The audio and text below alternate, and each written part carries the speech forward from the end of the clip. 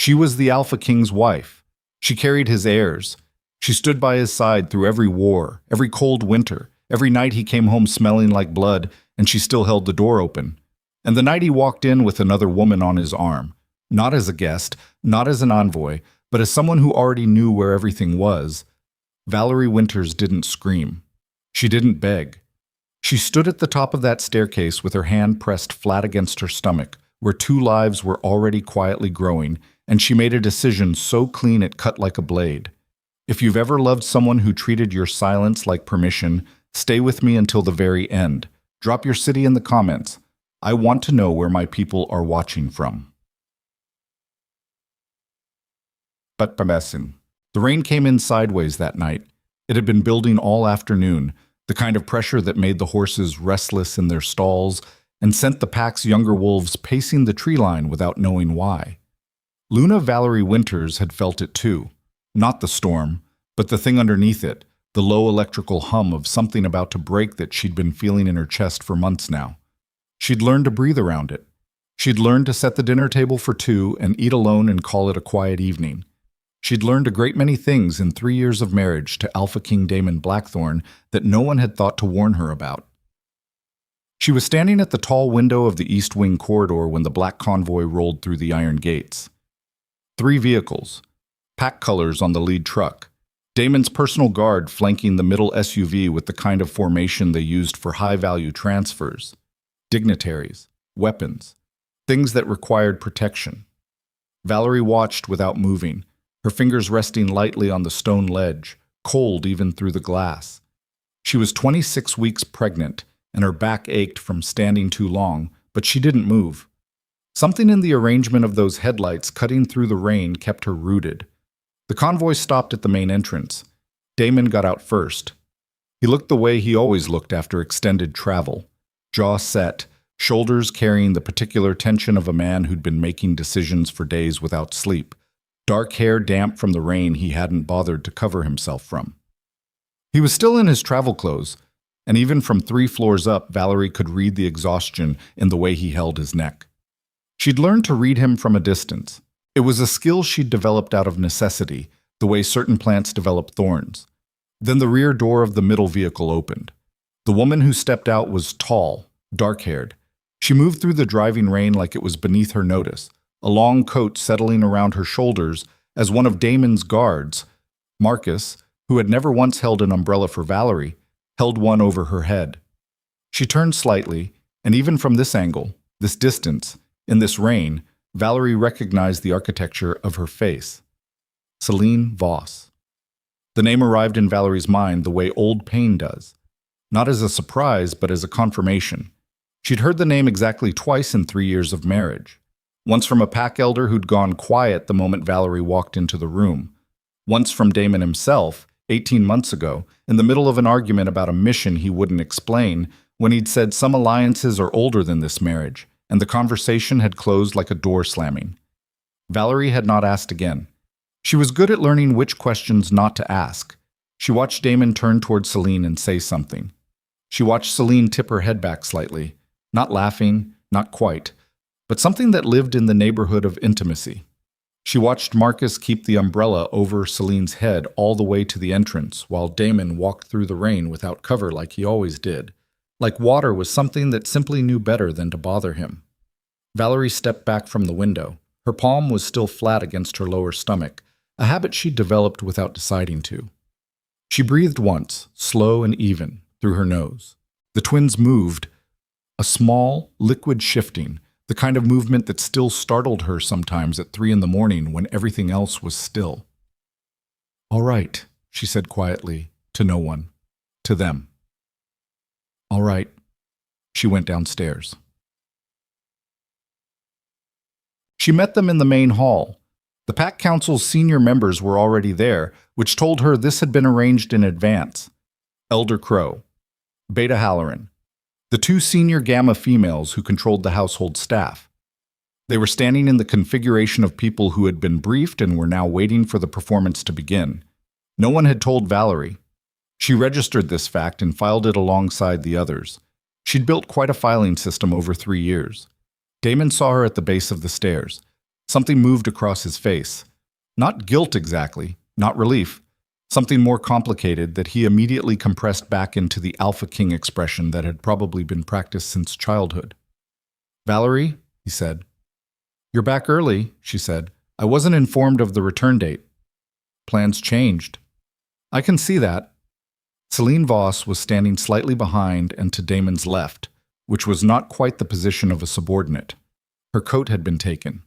She was wearing something dark underneath it, fitted, expensive in a way that was about material rather than display.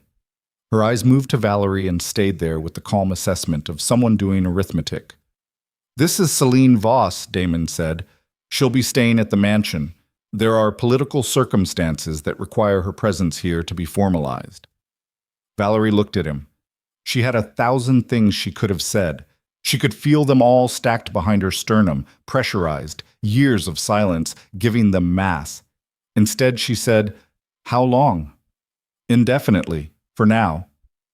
"I see." "It's a matter of security." "Of course." Elder Crow cleared his throat. "Luna Valerie, we appreciate your—" "I didn't ask you," Valerie said, without looking at him. She kept her eyes on Damon. "I asked my husband." The room went very quiet. Damon's jaw shifted. For a moment, one moment, something real showed up behind his eyes, and she almost thought he was going to say something that required more than 2 syllables. Then Beta Halloran stepped in with some procedural language about guest protocols and pack security, and Valerie let it wash over her because she already understood that the conversation she needed to have was not going to happen in this room in front of these people. "I'll have the East Guest Suite prepared," she said finally. "The North Wing Suite," Damon said. The North Wing Suite was larger. It was also directly adjacent to Damon's study, connected by a sitting room that Valerie herself had never once been invited to use. She looked at her husband for a long moment. "Of course," she said.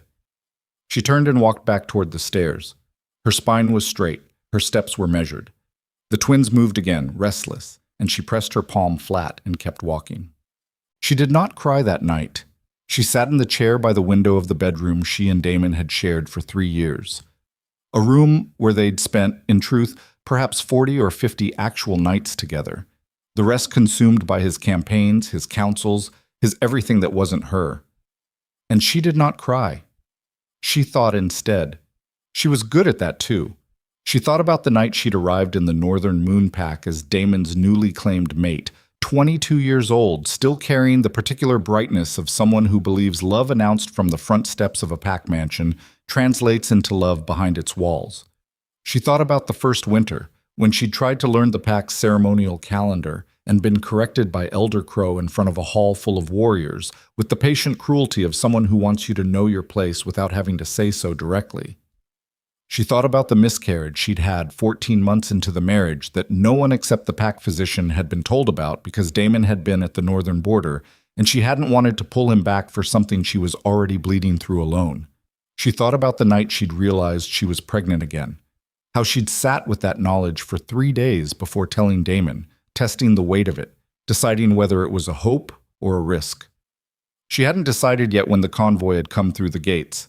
Now she placed both hands on her stomach, feeling the round solidity of it, the particular weight of 2 lives arranged inside her like they were already figuring out how to share space. "Your father is not a bad man," she told them quietly. She believed this. It was one of the more complicated things she believed. He is a man who made his kingdom out of walls and then forgot that some things need doors. She sat with that until the storm quieted. Then she started to think about what she was going to do. The first week had a structure to it. Valerie learned that structure the way she'd learned everything about this house. By watching, by being present in the spaces where she was increasingly treated as furniture, by paying attention to the texture of what was unsaid. Celine ate breakfast with Damon. Not every morning. The first 3 days, Valerie told herself, were circumstantial. Damon was being briefed, there were council matters. It was early, and the dining arrangements were informal.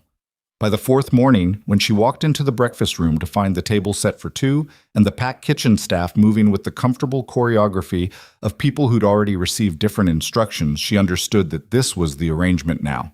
She had tea sent to her own sitting room. She drank it standing up, looking at the garden. The pack noticed, of course. A pack always noticed. It was the nature of the social architecture. Hundreds of people living inside a hierarchy so finely calibrated that a change in seating arrangements at the alpha's table registered as seismic. Valerie saw it in the way the gamma females adjusted their angles of approach.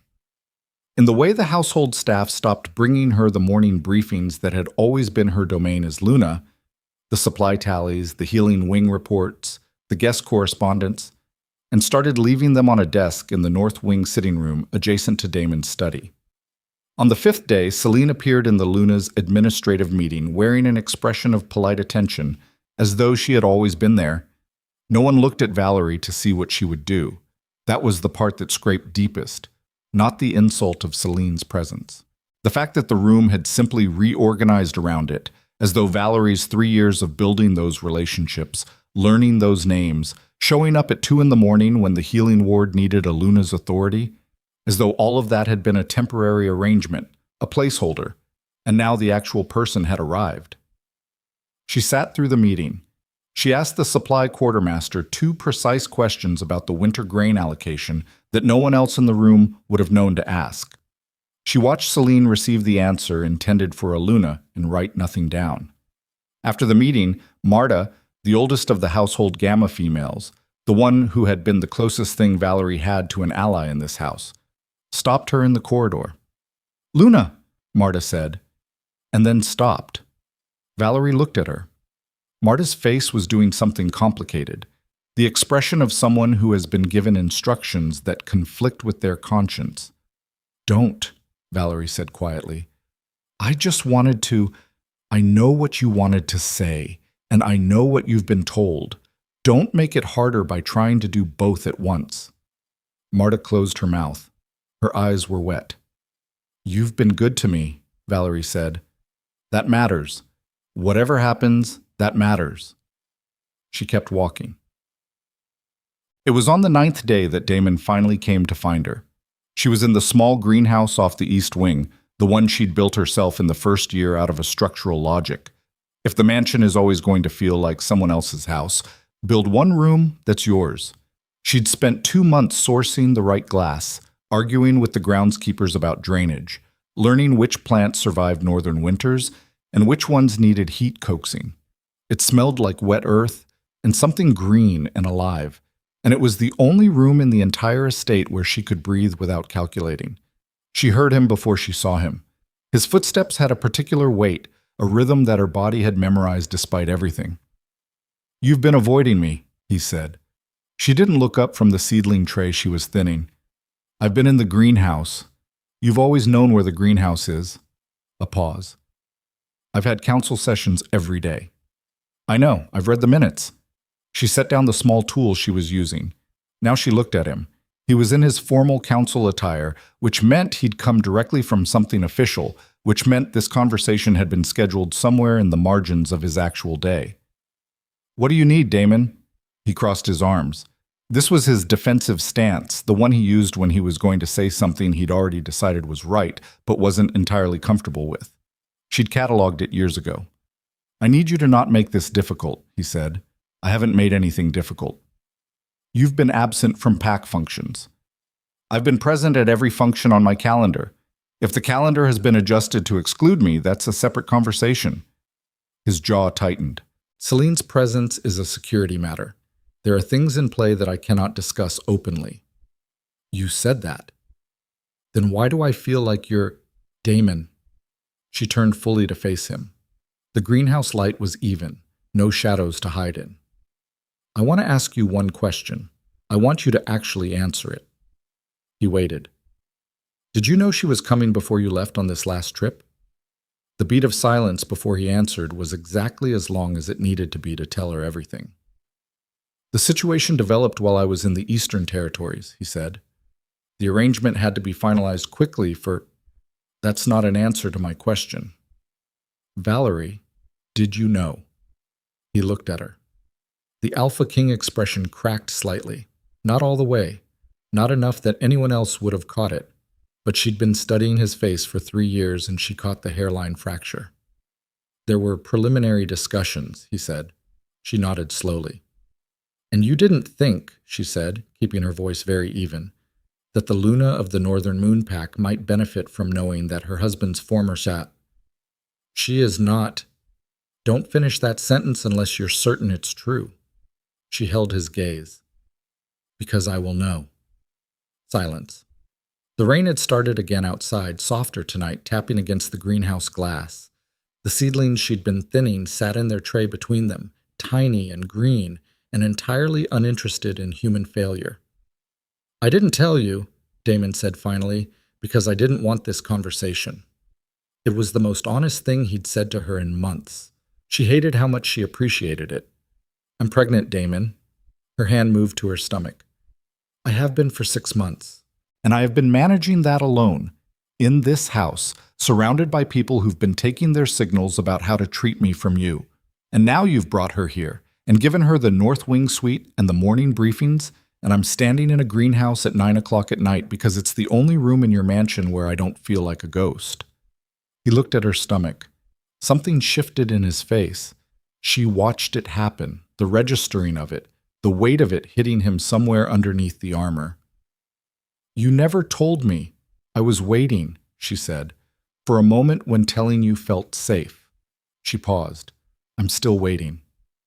The silence between them was a different quality now. Not the political silence of two people maneuvering, the heavier kind. "Valerie," he said, and his voice was different too, stripped of the Alpha King register, just a man standing in a greenhouse in the rain. "Go back to your council," she said quietly. "We'll talk when there's something real to talk about." He stayed for another moment. She turned back to her seedlings. Eventually she heard his footsteps retreating and the greenhouse door easing closed. And then just the rain. Shintz, 11 days after the convoy. She'd been counting. She knew herself well enough to know that she was conducting some kind of internal audit, cataloging evidence, running a trial that only she could attend. It was the way she'd survived her childhood in the Crescent Ridge Pack, her father a mid-ranking warrior, her mother a woman who had absorbed disappointment so thoroughly it had become her personality. By watching, by calculating, by building a precise understanding of how things actually worked, rather than how they were supposed to work. The evidence in the Northern Moon Pack was not ambiguous. Celine took breakfast with the Alpha King. Celine attended administrative meetings. Celine was addressed as Lady Voss by the council members with the particular formality reserved for someone whose power status was understood but not yet formally named. Pack warriors who had greeted Valerie every morning for 3 years now angled themselves towards Celine's wing when passing through the main hall. And Damon, who was not a cruel man, who was not doing this with conscious intention, which was in some ways the worst part, Damon had stopped coming to their bedroom. Not dramatically, not with an announcement. It had simply become the case, in the way that things become the case in a house where no one says anything directly, that Valerie slept in the room she had shared with her husband and woke alone and ate breakfast alone and walked through a day that contained her at its edges like furniture. On the 12th night, she lay in bed with her hands on her stomach, and she listened to the house settle around her, all the creak and exhale of a building that was someone else's monument, and she asked herself the question she'd been building toward. What are you waiting for? She didn't have an answer, or rather, she had one, and it was the answer she'd been trying not to look directly at, the way you don't look at something bright because you know once you do, your eyes adjust and you can't pretend anymore that you didn't see it. She was waiting for him to choose her, and he was not going to. Not because he didn't care. She believed he cared, in the way that certain very capable men care about their mates, as a fact of their lives. A fixture. Something whose value they only fully appreciate once the alternative presents itself. He was going to realize. Eventually, he would realize. She could see the whole arc of it, spread out in front of her like a map. The realization, the guilt, the campaign to repair things, the exhaustion of being asked to receive someone else's awakening as a gift. She was 26 years old. She had 2 children growing inside her, and she was lying in the dark calculating the precise timeline of her husband's eventual regret. She pressed her fingers against the curve of her stomach and felt the twins shift together. A synchronized small movement like they were having a conversation she wasn't privy to. Not like this, she said quietly, to herself, to them, to whatever was listening. We're not going to do it like this. She made herself be still until the decision finished forming. It took until 3 in the morning. Wait, she didn't sleep after that. She got up, moved through the dark bedroom with the careful economy of a woman who has decided not to be dramatic about anything, and she started to think about logistics. Logistics were something she was genuinely good at. Another thing she'd learned in this house that no one had credited her for. The actual running of a pack household, the supply chains, the staff management, the healing ward protocols, the seasonal preparedness plans that kept 300 people fed through northern winters. She'd absorbed it all.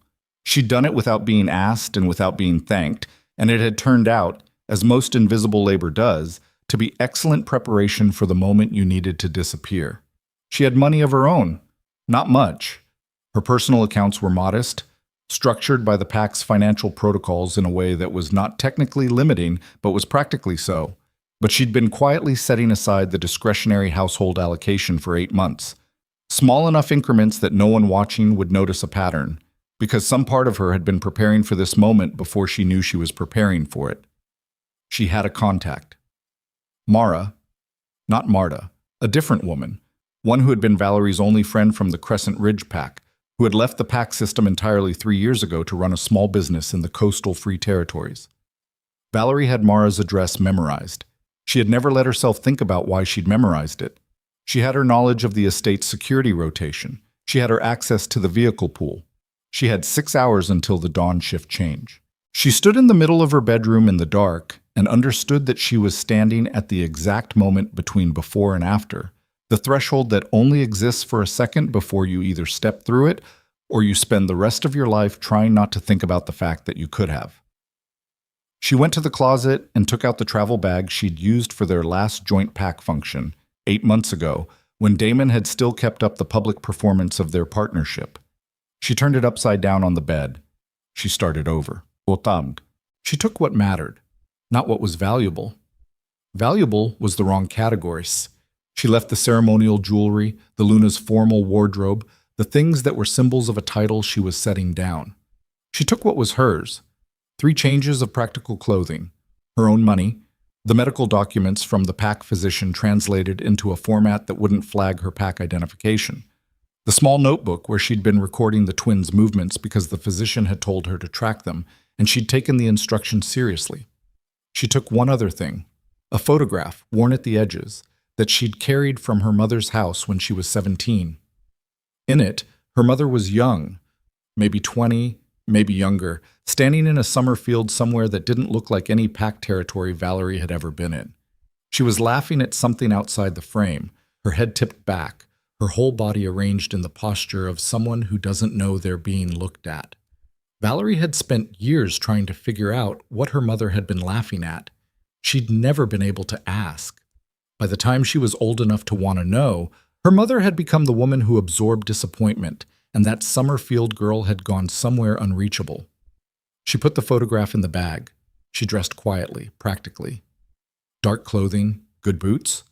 She'd been wearing compression socks for the last month because the swelling in her ankles had gotten bad in the second trimester, and she put those on too, because this was not a movie, and she was 6 months pregnant and the romantic version of leaving didn't account for swollen ankles, and she was not interested in the romantic version.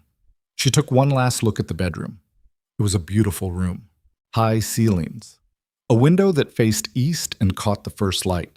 She had chosen the curtains herself in the 2nd month of her marriage, hunting through a pack market for something that didn't look like military surplus because she had been a 22-year-old woman trying to make a house feel like a home, and she had believed it was possible.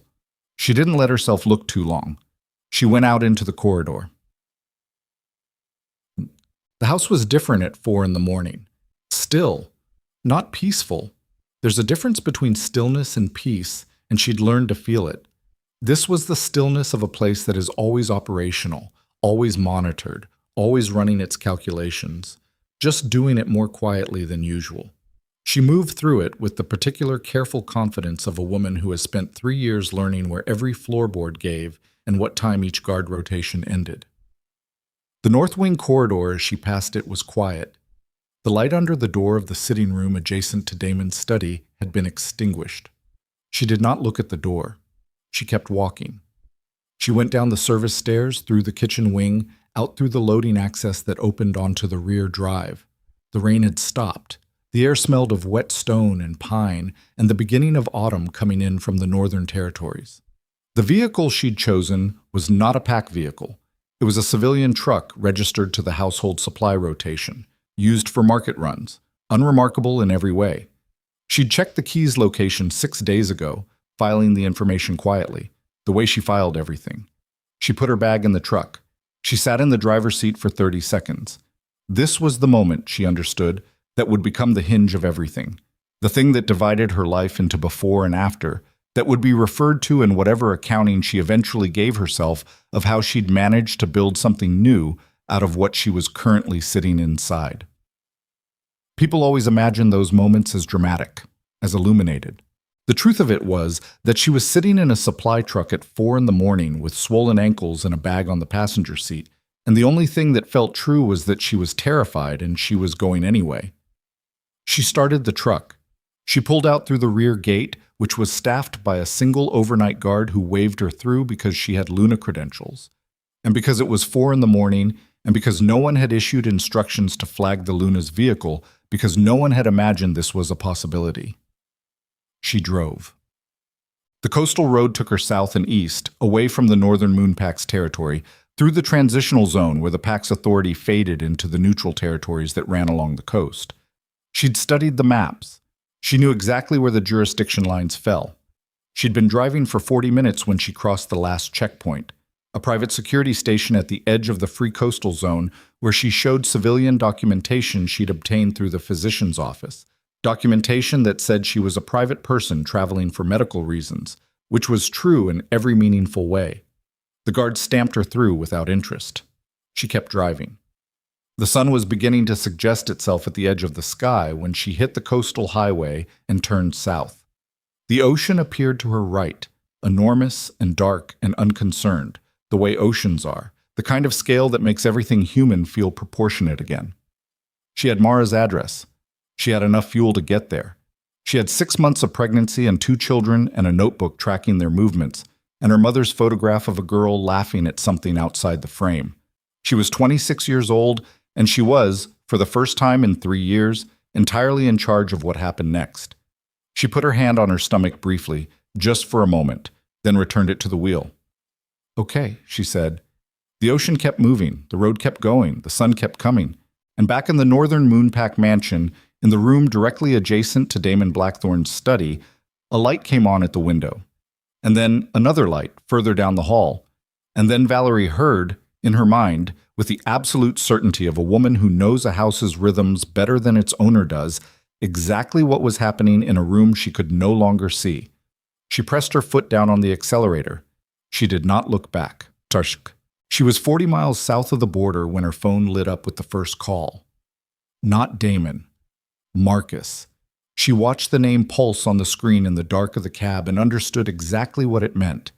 That Damon had sent his beta's most trusted enforcer rather than calling himself. That this was being managed as a retrieval operation rather than a conversation. That somewhere in the Northern Moonpack's operational machinery, the word runaway was already being attached to her name.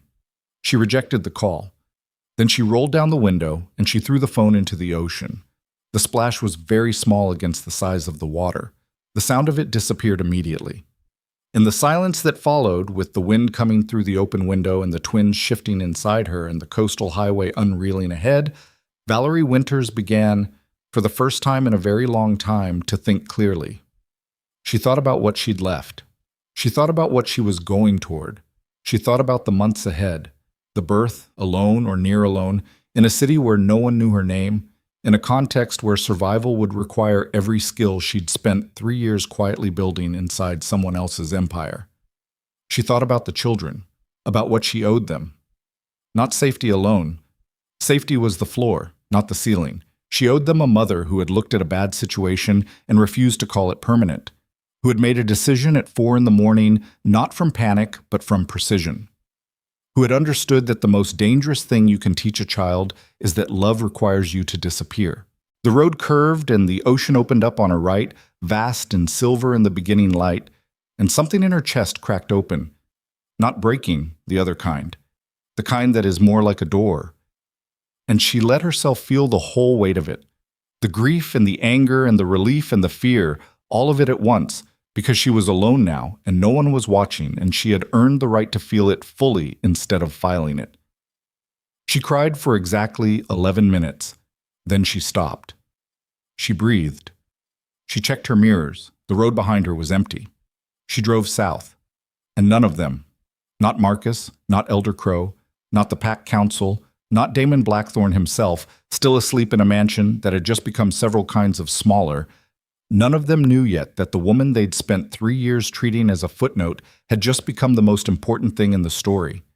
None of them knew about the letter she'd left in the greenhouse, the one sealed in an envelope with no name on it, tucked beneath the seedling tray that needed thinning, in the only room in the mansion that had ever been hers. None of them knew what was written inside it. And from the passenger seat of a supply truck on a coastal highway at dawn, Valerie did not look back, because she already knew what was in that greenhouse, what was in that letter, what was in the room adjacent to the study where a light had come on in the dark. She knew everything. That was what they had never understood about her. And 400 miles away, in a city where the ocean came all the way to the edge of the streets, a woman named Mara was about to get a knock at her door from someone she hadn't seen in 3 years. And everything was about to change. Not just for Valerie, not just for the twins growing quiet now in the early morning, but for a kingdom that didn't know yet that its real power had just walked out the rear gate in a supply truck and was never, not for any reason they could imagine, coming back the same way she'd left. Mara opened the door at 6:47 in the morning with a dish towel over her shoulder and flour on her forearm, and when she saw Valerie standing on the step with a travel bag and 6 months of pregnancy and the specific expression of someone who has made a decision they're not going to unmake, she didn't say anything dramatic. She just stepped back and held the door open wider. "Come in," she said. "I'll put more water on." That was the thing about Mara that Valerie had always trusted most. She didn't perform her reactions. She absorbed them and moved directly to what was useful. The apartment was small and smelled like salt air and yeast and coffee, 3 floors above a street that ran parallel to the docks. The windows faced east, and the light coming through them was the new kind, pale and without commitment, the kind of light that belongs to the hour before the world decides what kind of day it's going to be. Valerie set her bag down on the floor next to the door because she didn't know yet where anything went, and that small uncertainty, where to put the bag, in someone else's space, in a city she'd only been in for 40 seconds, was the first thing that made the morning feel real. She sat down at Mara's kitchen table. Her ankles were swollen and her lower back had been sending complaint signals for the last 100 miles, and she was so tired that the edges of things had gone slightly soft, but underneath all of that she felt something she didn't have an immediate word for. It took her a moment to locate it. Intact, she thought. That was the word. She felt intact. "How far along?" Mara said, setting a cup in front of her. 26 weeks. "Twins." Mara's eyebrows moved. "Twins?" "Yes. And Damon knows I was pregnant." Valerie wrapped her hands around the cup. The heat of it was very specific and good. "Didn't know about the twins until about 4 days ago. I hadn't told him it was 2. Mara sat down across from her and said nothing for a moment, the particular silence of someone doing fast math. "Does he know where you are?" "No, I threw my phone in the ocean." "Okay." Mara picked up her own cup. "Okay, so we have a window." "We have a window," Valerie agreed. That was all they needed to say about it for now. That was another thing about Mara. She understood that some conversations needed time to get to their real shape, and the middle of arrival was not the moment to force them. They drank their coffee. The light changed. Outside, the docks began their noise. She stayed. She didn't decide this all at once. It happened the way most real decisions happen, incrementally, through the accumulation of small facts that together become undeniable. The physician Mara found for her was competent and discreet, and asked no questions about pack documentation. The apartment building's upper floor had a vacancy, small, with its own entrance from the side stairwell and a window that faced the harbor. The coastal city, Alden Mere it was called, though it wasn't called that in any pack registry because pack registries didn't formally acknowledge free territory cities, which was exactly why Valerie had chosen it, had a particular texture that she found, against her own expectations, bearable. She registered under the name Vera Calloway. She paid 3 months of rent in advance from her saved allocation. She bought things for a kitchen. She bought a secondhand bookcase because she'd discovered in 3 years of living inside someone else's aesthetic that having her own books on her own shelf was a specific kind of evidence that she existed. She was 7 months pregnant and building a life from the baseboards up, and the primary emotion of it was not grief or fear, but something closer to the feeling of using a muscle you'd forgotten you had. She got a job. Not because she needed it immediately, she had enough to last 6 or 7 months if she was careful, but because she needed the structure, the daily reason to be somewhere, the particular grounding of being useful in a way that had nothing to do with a title. Mara's bakery on the dock road needed someone who could manage the supply orders and keep the books, and Valerie sat down with the ledgers on a Wednesday afternoon and had the accounts reorganized by Friday morning with 2 inefficiencies identified and a sourcing adjustment that reduced the monthly flour cost by 11%.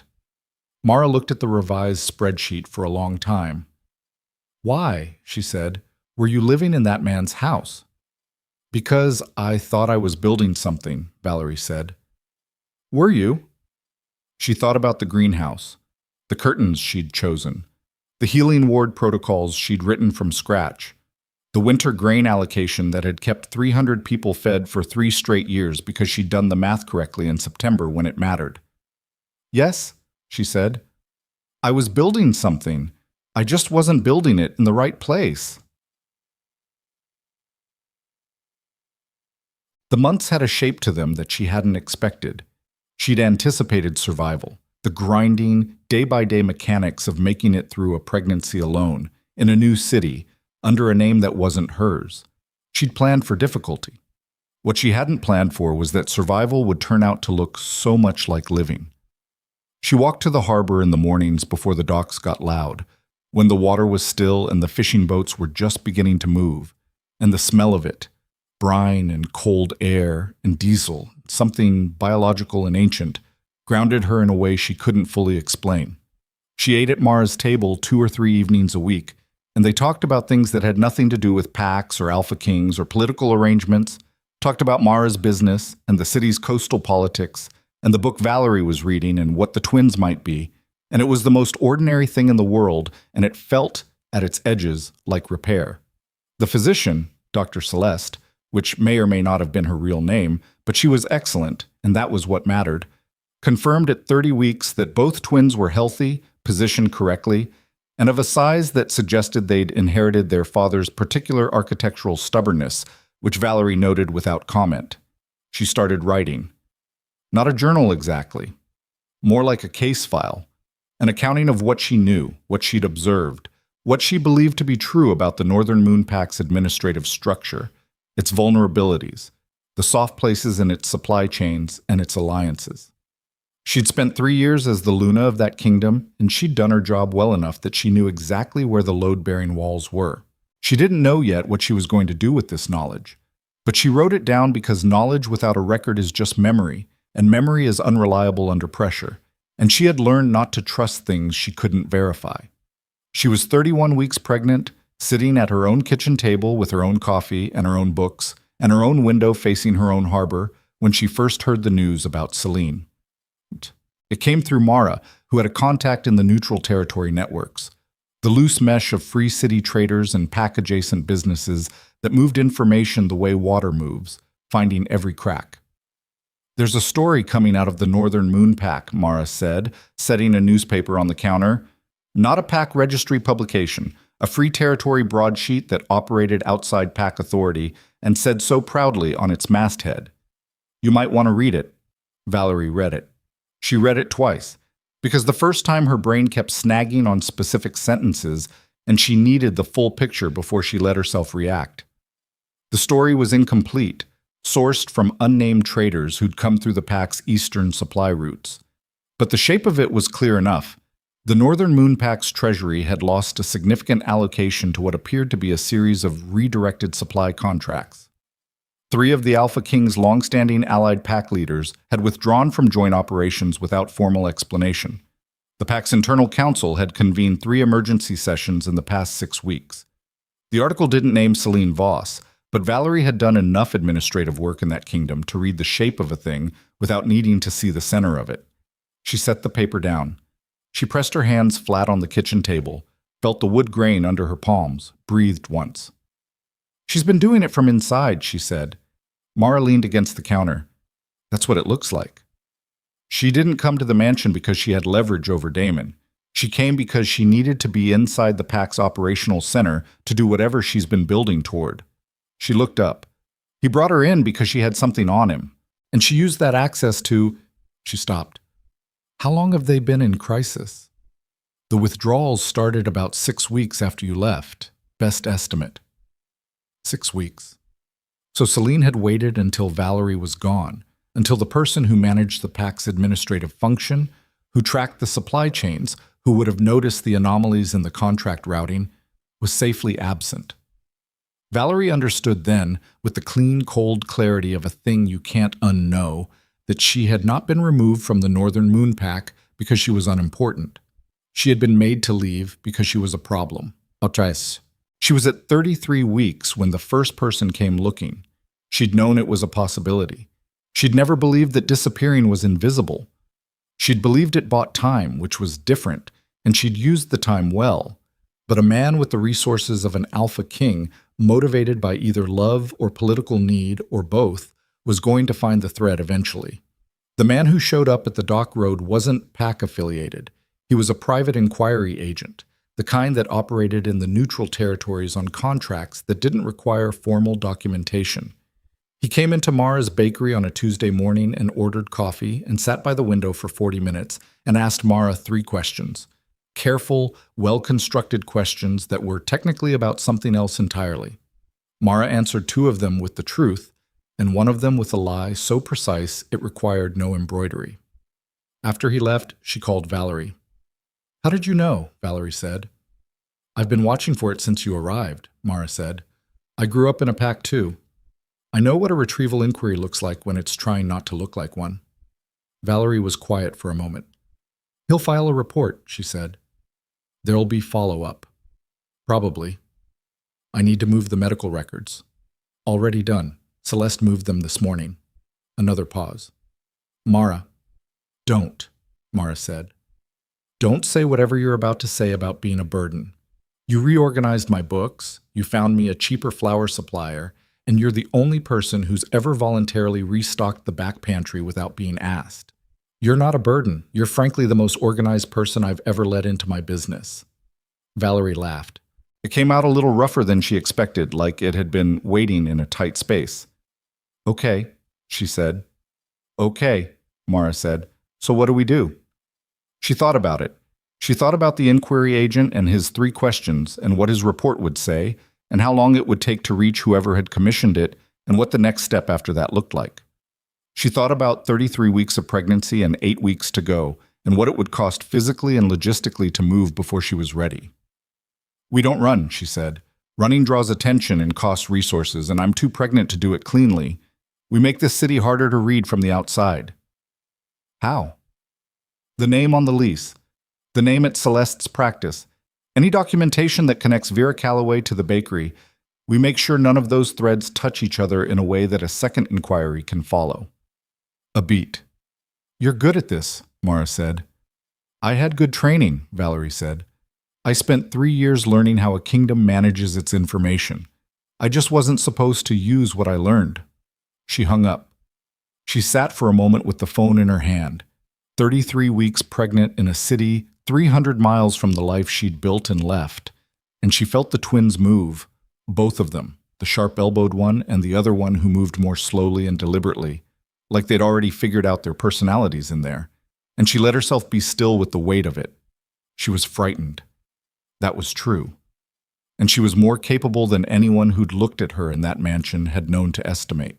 Both of those things were true at the same time, and she'd learned that the distance between frightened and capable was not the absence of fear, but the decision about which one you were going to let drive. She made dinner. She restocked the back pantry. She reorganized the lease documentation before she went to bed. She slept better than she had in months. The twins came at 37 weeks on a night when the harbor was loud with a coming squall, and Mara held her hand through 4 hours of it, while Dr. Celeste worked with the calm efficiency of someone who did not panic in operational situations. And at 2:14 in the morning, a girl arrived, and at 2:31 a boy, both loud, both specific, both. Valerie registered this with a feeling she didn't have any previous experience of and therefore had no word for. Entirely, catastrophically real. She held them in the dark with the storm moving in off the water, and she looked at their faces, which were the faces of people who had not been anywhere yet and already had opinions about it, and she understood that the life she was building was not a temporary arrangement, was not a pause, was not a waiting room for a reconciliation or a recognition or someone else's realization about her worth. It was the thing itself. It was, in fact, the only thing. "Okay," she said to them, the same words she'd said driving south in the dark with the ocean on her right. But it meant something different now. It wasn't a gathering, it was a declaration. She named the girl Lena. She named the boy Cass. She did not give them their father's name. She gave them hers. The broadsheet came 4 weeks later, and this time Mara brought it upstairs without a word and set it on Valerie's kitchen table where she was feeding Lena and watching Cass sleep with the focused intensity of a person who has recently discovered that watching someone breathe can be interesting. The headline said, "Northern Moon Pack Council calls emergency summit. Allied defections reach 7." Valerie read it one-handed, the baby warm and solid against her chest. The article was more detailed this time. Names, figures. The specific shape of what Celine had been building became, in this accounting, visible. A coordinated asset extraction running across 3 years, structured through shell contracts and redirected trade agreements, and most damningly, a series of letters that had been intercepted by one of the defecting Allied packs. Letters in which Celine had offered those packs territorial concessions from the Northern Moon Pack's eastern boundaries in exchange for their gradual, plausibly deniable withdrawal from Damon's alliance network. 3 years. Celine had been building this for at least 3 years, which meant it had been in motion before Valerie had ever arrived in the mansion, which meant the leverage Celine held over Damon, whatever it was, whatever secret had been sufficient to get her installed in the North Wing suite, had been calculated from the beginning as an entry point, not an end. Valerie set the paper down. Lena had fallen asleep. Valerie held her for a moment longer than necessary, feeling the weight and warmth of her, before setting her carefully in the bassinet next to Cass. She stood at the window. The harbor below was doing its ordinary thing. Boats, gulls, the particular light of a winter afternoon coming in low and gold over the water. The city she'd built her new life in, brick by brick, relationship by relationship, day by day. Her name on a lease, her books on a shelf, her children in a room she had made safe. And somewhere 300 miles north, the kingdom she'd been erased from was coming apart at its foundations. And the man she'd married was finally understanding the shape of what had been done. To his pack, to his alliances, and she suspected, for the first time with the full weight of it, to her. She pressed her forehead briefly against the cool glass. She'd survived the leaving. She'd survived the pregnancy and the birth and the building and the inquiry agent and the fear and the reorganization of everything she'd known about her own life. She had a physician and a friend and a business contact and 2 children with her name and a file of notes about the Northern Moon Pack's administrative vulnerabilities that she'd been adding to for 4 months. She was not the woman who had stood at the top of that staircase watching the convoy in the rain, pressing her palm flat against her stomach, calculating in silence. She was something that woman had been becoming, and the distance between them was not the distance of time, but the distance of every decision she'd made since she'd rolled down that truck window on the coastal highway and let herself feel the whole weight of it. The broadsheet said the Northern Moon Pack Council was requesting emergency diplomatic mediation. The broadsheet said Alpha King Damon Blackthorn had personally traveled to 3 defecting Allied territories in the past 2 weeks trying to rebuild the network. The broadsheet did not know, no one knew, that on the eastern edge of Aldenmere, in a third-floor apartment with a harbor view and 2 names on a birth certificate that neither started nor ended with Blackthorn, the person who understood that kingdom better than anyone still living inside it was reading this article for the second time, and starting very quietly to think about what came next.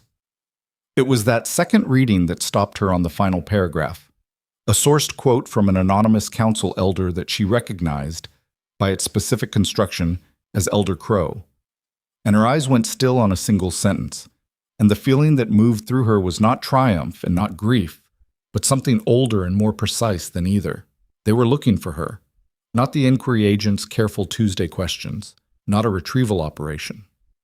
According to the council elder's quote, the Alpha King himself had stated before the full council that he would not proceed with any formal response to the Celine situation, would not make any move to address the conspiracy, the defections, or the kingdom's fracturing alliances, until he had located his mate and his heirs and answered for what he had done.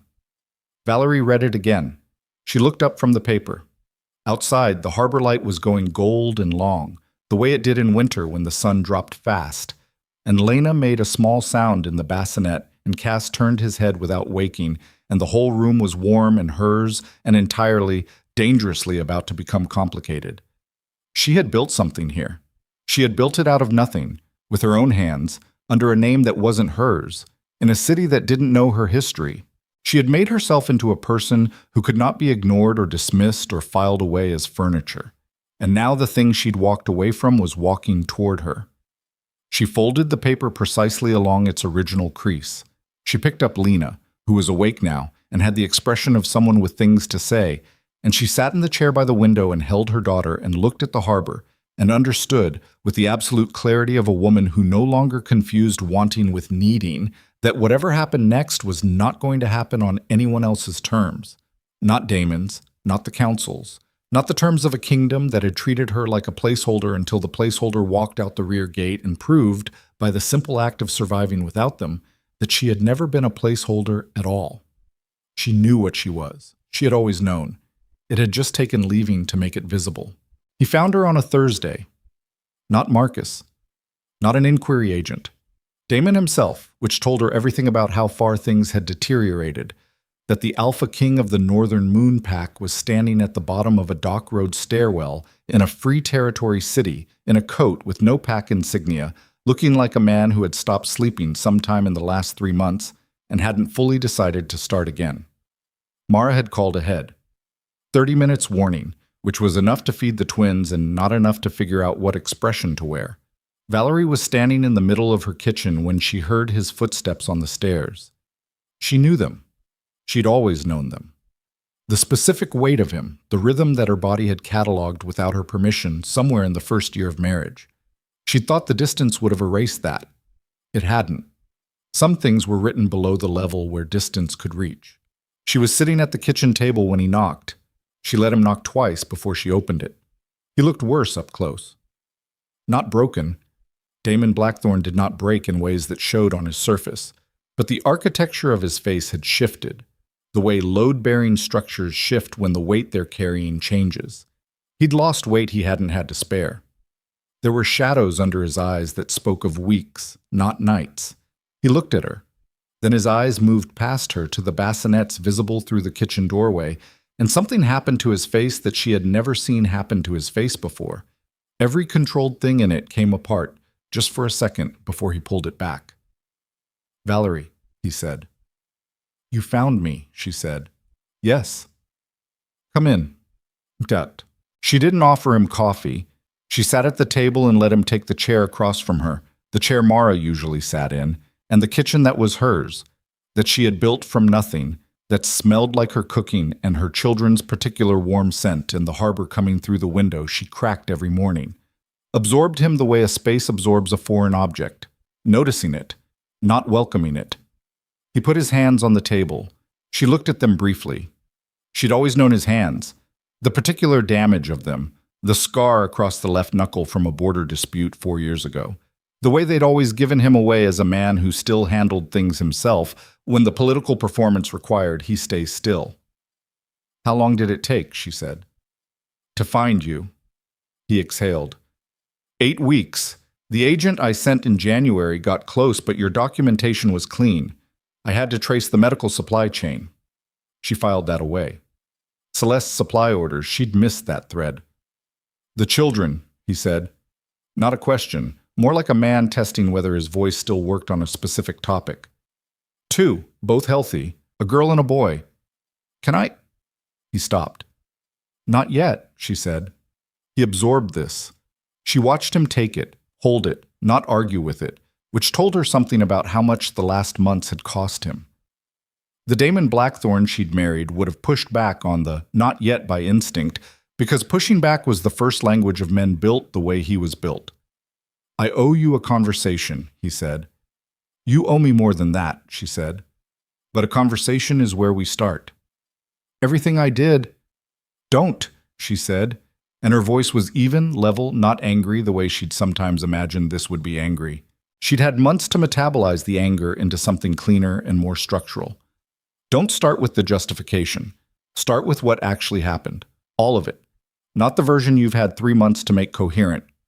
He looked at her across the table. Then he started talking. The story of Celine Voss took 40 minutes to tell in full, and Valerie did not interrupt once. Damon had met her 7 years before their mating, when he was 23 and still consolidating the alliances his father had left in disorder. Celine had come as a representative of the Asheville Compact, a loose federation of 3 mid-tier packs in the Western Territories that Damon had needed in his early coalition. She'd been brilliant, strategic, 3 years older than him, and she'd known things about the political landscape that he hadn't known to want yet. They'd had an arrangement that was never named and never made formal, because naming it would have required deciding what it was. It had ended, he said, or he had believed it had ended, when he had claimed Valerie as his mate. He had told Celine directly. She had accepted it with a composure that he had read at the time as equanimity. He had not understood what he was reading. 3 years later, she'd come to him with the letters. Correspondence between Damon and 2 of the Asheville pack leaders from the early coalition years, containing specific offers that he had made in a context that no longer existed, and that could be reframed in the current political climate as evidence of territorial commitments he had since violated. Not proof of wrongdoing exactly, but in the fragile ecology of a multi-pack alliance network, sufficient to trigger a cascade of questions he couldn't afford while simultaneously managing a contested eastern border. He had made a calculation. He had brought her into the mansion because it was a controlled environment. He had given her the North Wing suite because proximity meant oversight. He had not told Valerie because he had believed, he said this slowly, as a man does when he is identifying his own structural failure in real time, that he could resolve it cleanly and quickly without requiring her to carry any part of it. I thought, he said, that protecting you from it was the same as protecting you. The kitchen was very quiet. Outside, a gull made its noise over the harbor. How long, Valerie said, did it take you to understand that she was already 3 moves ahead of every containment strategy you tried? He was silent for a moment. 6 weeks after you left, he said. 6 weeks. The same number Mars Contact had estimated. The same window she'd identified reading the broadsheet with Lena warm against her chest. She needed me gone, Valerie said. It wasn't a question. Yes. Because I would have seen it. He looked at her steadily. Yes. She sat with that for a moment.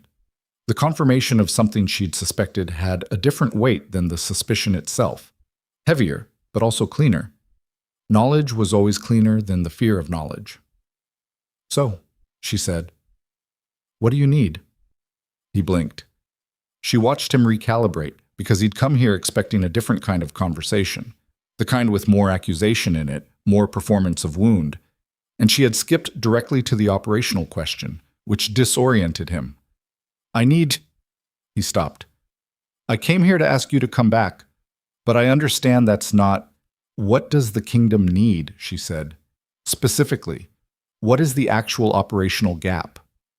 The Allied Pack Council meeting is in 3 weeks. Celine's network has positioned her as a neutral mediator for the defecting packs, which means she'll be in the room when we try to negotiate the returns. If she controls the mediation, she controls the terms, and the terms she sets will finish what the asset extraction started. Valerie understood the shape of this immediately.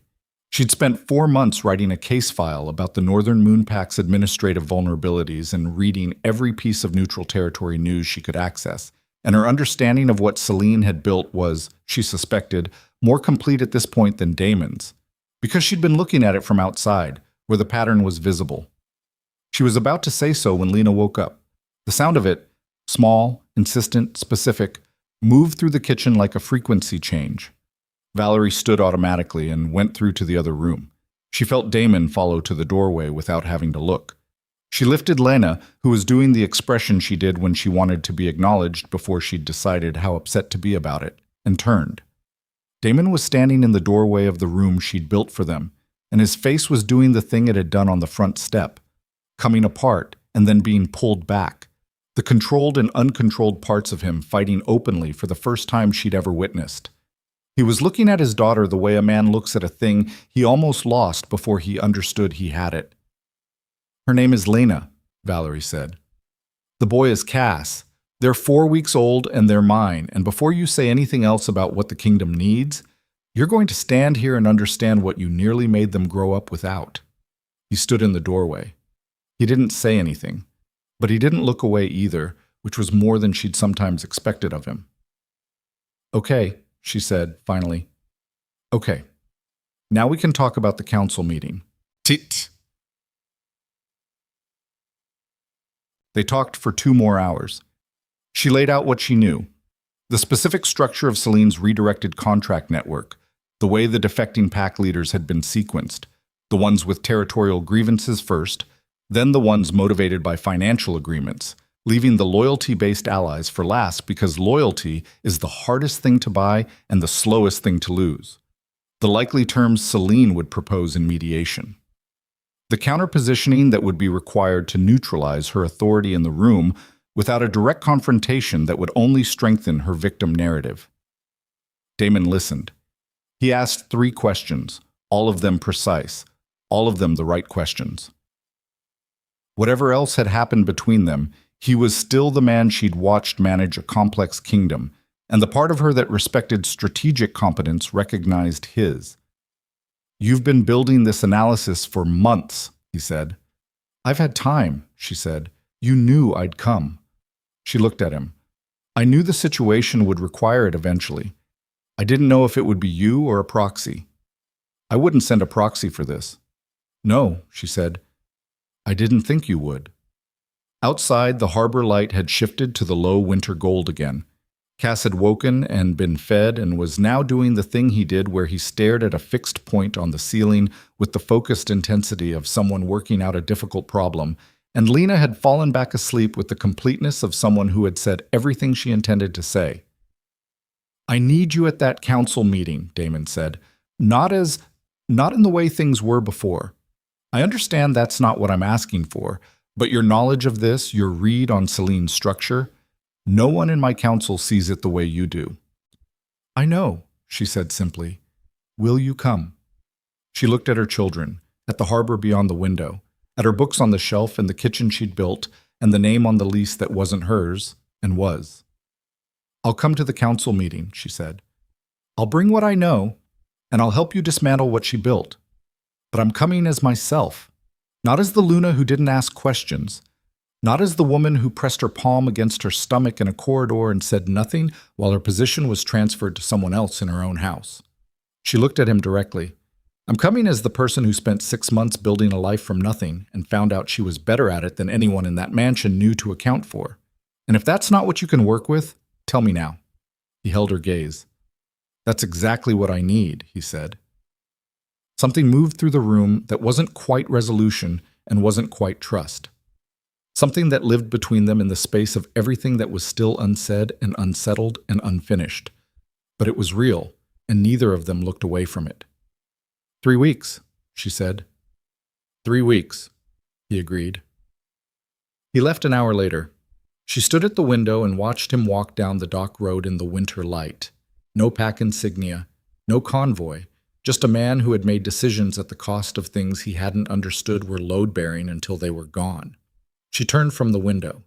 She picked up Lena and sat in the chair that was hers and looked at the harbor and let herself think clearly about what came next. She had agreed to walk back into a situation that had nearly unmade her. She had done it with her eyes open, on her own terms, with 4 months of intelligence that no one inside the Northern Moonpack possessed.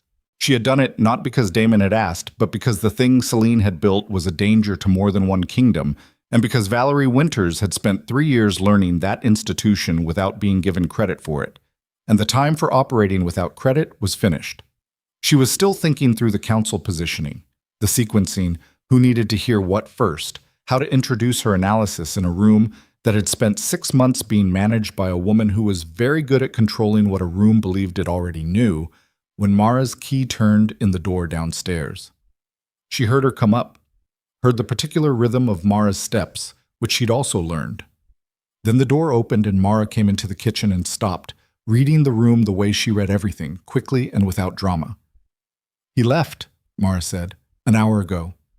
And I'm going to the council meeting." Valerie looked up.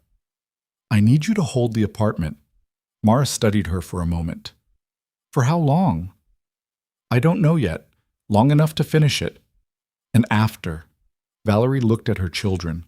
She looked at the harbor. She looked at the bookshelf and the kitchen and the window she cracked every morning. "After," she said, "I'll know more than I know now." It was the most honest answer she had. Mara nodded once, the nod of a woman who has always dealt in honest answers and recognizes them on sight. She went to put the kettle on. Valerie held Lena and watched the harbor go dark, and thought about walking into a room designed by someone who had spent 3 years planning to be in it, and what it meant to walk in anyway, and what you had to have become in order to do that without flinching. She thought she knew. She was about to find out if she was right. The convoy that had followed Damon south at a distance, 3 vehicles, no insignia, the formation she knew by sight, had been parked at the end of the dock road for 4 hours. It pulled out when Damon reached it. What Valerie didn't see, from her 3rd-floor window in the fading light, was the second vehicle that did not pull out. The one that stayed. The one with a driver she didn't recognize and plates from a territory she knew, from her 4 months of careful reading, belonged to the Ashevale Compact. It was still there when she turned from the window. It was still there when she turned the lights off at 10. And at midnight, when Aldenmere had gone quiet, and the harbor was just its own dark sound, and her children were breathing in their bassinet with the total commitment of people who had not yet learned to worry, a phone call was made from that vehicle to a number in the Northern Moonpack's western territories. The voice on the other end said 3 words. "She's with him." The sound that woke her was not loud. That was the thing about it. She'd expected, if something came, that it would come loudly. Boots on stairs, doors forced, the operational noise of a retrieval. What woke her at 2 a.m. was the absence of sound. The harbor had gone quiet in the way it only went quiet when something was wrong with the air, and Lena, who cried on a reliable schedule, had stopped mid-sound, and that sudden silence landed on Valerie's chest like a hand pressing down. She was out of the bed before she was fully conscious. The twins were fine. Both of them, breathing, Lena's small face doing the expression of someone who had been distracted mid-thought by something more interesting. Valerie stood over the bassinet for 2 seconds, registering this. Fine, both fine. And then she went to the window. The vehicle at the end of the dock road was gone. She'd noticed it earlier without letting herself fully notice it, the way you register a splinter before you've decided to deal with it. Now its absence was louder than its presence had been. She was already moving before she finished the thought. Truck. She got Mara up in 30 seconds flat. She didn't explain. She handed Cass to Mara through the door in the way that required no words. The weight and direction of the handoff said everything. Then went back for Lena, and Mara, who was the kind of person who woke from dead sleep into full operational awareness, took both children without asking a single question and moved to the interior room with them, the one without windows. "Stay," Valerie said. "Obviously," Mara said. Valerie went to the kitchen. She stood in the dark back against the wall beside the window, and she thought. She had 2 choices and approximately 90 seconds to make them. She could go down and out the side entrance into the dock road and run. But she had no vehicle staged, no route prepared, and running in Aldenmere in the middle of the night with the city's geography between her and anywhere useful was not a plan. It was a panic. Or she could call Damon. She did not want to call Damon. That was the honest truth of it, sitting in her chest under the calculation. She had spent 4 months building a life that didn't require the option of calling Damon, and reaching for it now felt like the kind of retreat that cost more than it saved. But the car at the end of the dock road had Ashevale plates, and Celine's network had known, for at least 6 hours, that Valerie was in Aldenmere, and that Damon had been here, which meant whatever was coming was not a simple retrieval. It was leverage, or it was a message, or it was both. She picked up the phone. He answered on the second ring, which meant he hadn't been sleeping either. "They know I'm here," she said. "Ashevale vehicle. It pulled out at midnight." A beat. She heard him move. Heard the register of his breath change into the cadence she recognized from 3 years of living adjacent to a man who ran an empire. The shift from human to operational that happened behind his eyes when the situation required it. "How long ago did it leave?" he said. 2 hours, maybe more. I just noticed." "That's enough time to—" He stopped. "I'm 12 minutes out." "Damon, 12 minutes," he said. "Lock the door." He ended the call. She stood in the dark kitchen with the phone in her hand and the harbor silence pressing against the windows, and made a fast calculation about whether being angry at his tone was a productive use of the next 12 minutes. She decided it wasn't. She checked the door locks. She went back to Mara's room, which was dark and very quiet. Mara sitting on the floor with her back against the bed, and a twin against each shoulder with the practiced stillness of someone who understood instinctively that the goal was no sound. Valerie crouched in front of her. "He's 12 minutes out," she said quietly. Mara nodded. "If anything comes through that isn't me or him," Valerie said. "I know," Mara said. Valerie went back to the kitchen. She found the utility knife she kept in the second drawer because she was a woman living alone in a free territory city, and she was not naive about what that required. She put it in her back pocket. She stood at the wall beside the window, and she waited, and she breathed, and she thought about her children's faces, which was not a sentimental act but a calibrating one. The specific weight of what she was protecting giving her an anchor for the decision-making that was coming. The first thing she saw was movement on the dock road below. Not Damon's direction, the other direction. 2 figures moving fast and low along the building's shadow side, and even from 3 floors up in the dark, she could read the configuration of them. Not delivery workers, not late drinkers, the particular directed movement of people who know exactly where they're going. She pulled back from the window. She heard the stairwell door. They didn't knock. The apartment door was a standard free territory lock, solid but not built for what hit it, and it came open in one impact. 2 men. She didn't know their faces, but she knew the cut of their gear. Private contract, not pack military, the kind of operatives Celine had been using for the redirected contract work because they didn't appear on any pack registry. Valerie was not in the kitchen when they came through the door. She was in the corridor behind them. She'd moved the moment she heard the stairwell because there were 3 seconds between the stairwell door and the apartment door if you moved immediately, and those 3 seconds were the difference between being where they expected and being behind them. The first man had taken 2 steps into the kitchen before he registered the room was wrong. "She's not," he started. She hit the light switch. The kitchen flooded with light, which meant they were adjusting, and she wasn't. She moved left, fast, putting the counter between herself and them, because the counter was the only barrier available, and available was what you worked with. "Where are the children?" the first man said. "Not here," she said. "We know they're in the building." "Then you know more than is useful to you right now." She kept her voice even. She could feel her heart doing something violent in her chest, but her voice was even because her voice was the one thing she could fully control, and control was what created options. "What does Celine want?" The second man hadn't said anything. He was the one she was watching. The quiet one in a 2-person entry team was always the one calibrated for action rather than conversation. "She wants the Alpha King to walk into that council meeting without his primary intelligence asset," the first man said. It took her half a second to process that she was the intelligence asset. "And if I cooperate voluntarily," she said, Then this is a conversation. And my children.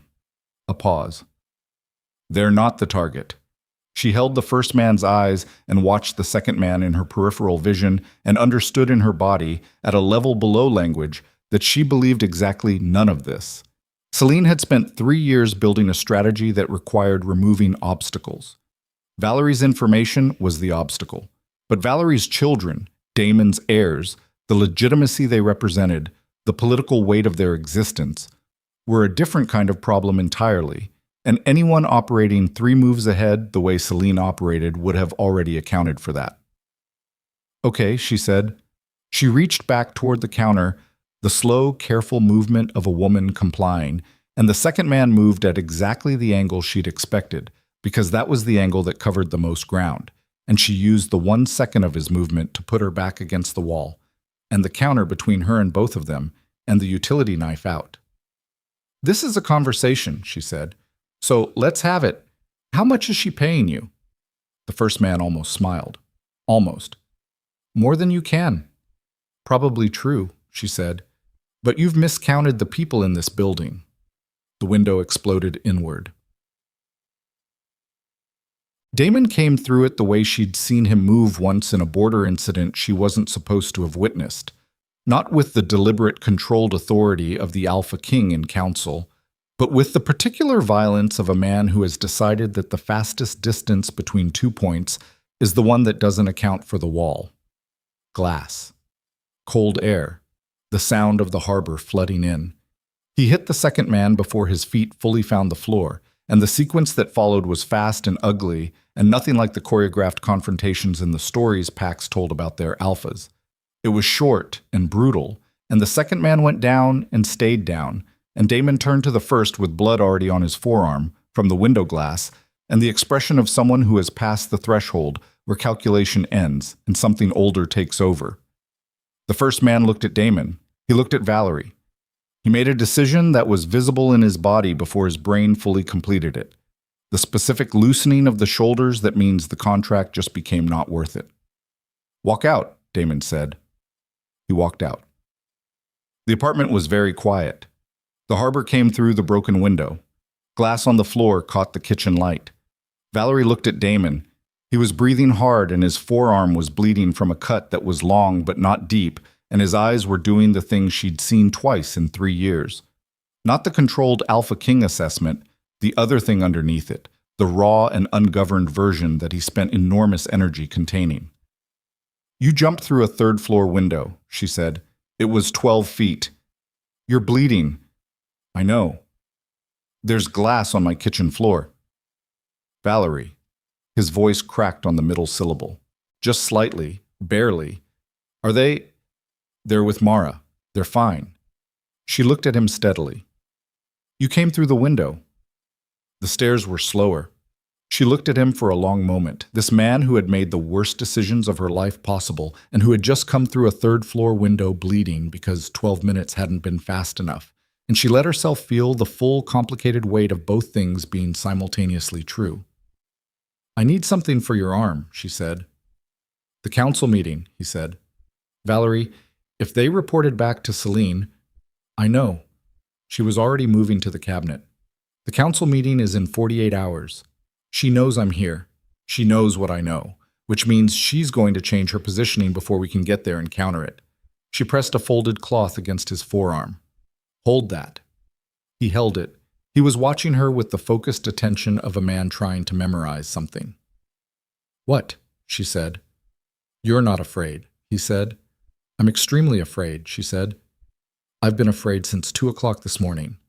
That's not the relevant variable." "What is?" "What I do with it."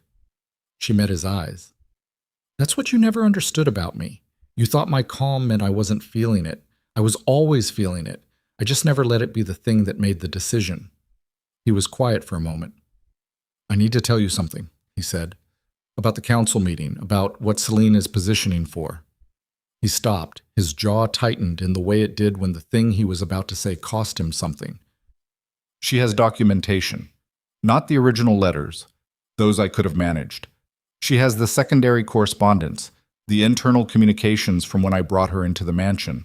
Messages between me and my beta about the arrangement. The language in them is not what I'd have used if I'd known anyone would ever read them. Valerie looked at him. What kind of language? She said carefully. He held her gaze. The kind that, read in isolation, without context, suggests the arrangement was personal rather than political. The kitchen was very still. When were these written? She said. In the first 2 weeks after she arrived. Before or after you knew I was pregnant? The pause was a fraction too long. I knew you were pregnant, he said. I didn't know about the twins. She absorbed this, filed it, felt the edge of it, the particular angle of that specific wound, and chose not to let it run. Not here. Not now. The anger was real, and it had a place, and that place was not the 48 hours between this kitchen and the council meeting. If she releases those documents at the meeting, Valerie said, before we can establish the full context of the Ashevale conspiracy, it neutralizes every argument I make. The Allied pacts already have doubts about my judgment. If they see correspondence suggesting I installed my former lover in the pack mansion while my pregnant mate was in residence, they won't hear the conspiracy argument, she said. They'll hear a man defending himself and they'll discount everything attached to him. Yes. She pressed harder on the cloth at his arm. He didn't flinch. So she doesn't need to win the argument, she said slowly. She just needs to make you the argument. Yes. And if you're the argument, everything that counters the conspiracy has to come from someone who isn't you. He looked at her. It has to come from me, she said. Valerie, I know what that means. I walk into that room as the Luna of the Northern Moon Pack in front of a council that watched her erase me, and I present the case for a kingdom that discarded me, and every person in that room is going to be waiting to see whether I do it out of loyalty or out of something stronger. She looked at him directly. And if I do it wrong, if I do it in the wrong register with the wrong framing, if it looks like I'm defending you instead of prosecuting her, it all falls apart. Yes, he said again. He was watching her with the expression of a man who is holding very still because he understands that the next thing that happens is not his to control. And you know this? She said. You walked in here knowing that the only move that gets the Northern Moon Pack through the council meeting is the one where I walk into that room and do the thing you can't. I came here, he said, because you were in danger. That's the only reason I came here. But you knew, she said. He didn't answer. He didn't have to. She stepped back. She looked at the broken window, the glass on her floor, the harbor dark beyond it, the kitchen she'd built out of nothing. She thought about Lena and Cass in the room at the end of the hall, 4 weeks old, and entirely unaware that their existence was the most politically significant thing in two connected kingdoms right now. And she thought about what the next 48 hours were going to require of her and what she was going to have to become again to do it. Not the Luna who'd been erased. Not the woman who'd stood at the staircase in silence. Something that had been built out of all of that. Something harder and more specific. The way material gets specific under pressure. The way a blade is made from something that would have been formless otherwise. Go check on Mara, she said. And when you come back, we're going to plan exactly what I say in that room and in what order and to whom. And Damon. She waited until he looked at her. When we're done with the council, when Celine is finished and the Allied pacts have what they need to make their decisions, we are going to have the conversation we haven't had yet. The real one. Not the operational version. Yes, he said, that conversation will be harder than any of this. I know. Good. She turned toward the cabinet for the rest of what she needed for his arm. Go check on my children. He went. She stood at the kitchen counter with her hands braced on the edge of it and breathed for 30 seconds, slow and deliberate, the way she'd learned to breathe in the greenhouse when she needed to locate herself. Her heart was still doing its violent thing. The glass was still on the floor. The harbor air was cold through the broken window. She was going to walk into a room that had been designed to destroy her. She was going to stand in front of people who had treated her as furniture and present the case for a kingdom that had not, until she walked out of it, understood what it had. She was going to do it not because she had forgiven everything, or decided the past was resolved, or believed that love, in the form it had taken in that marriage, was something she was ready to place her weight on again. She was going to do it because she was the best person for the task, and she knew it. And knowing it without apology was the thing that 3 years of that mansion and 6 months of this harbor had together built in her. She picked up the glass from the floor piece by piece. She was still picking it up when she heard Mara's door open and the small particular sound of her daughter, awake again with opinions. 47 hours. One room, one woman, one chance to take apart what Celine had spent 3 years building. And somewhere in the Northern Moonpack's western territories, in a room Valerie had never been in, a phone was ringing with the report from the dock road. And the person receiving it was about to understand, for the first time, that the woman she'd spent 3 years trying to make irrelevant had spent those same 3 years becoming the most dangerous person in the room she was walking into. The only question left was whether Celine would realize it in time to change the game again. 47 hours. The glass was clean off the floor. Valerie went to her daughter.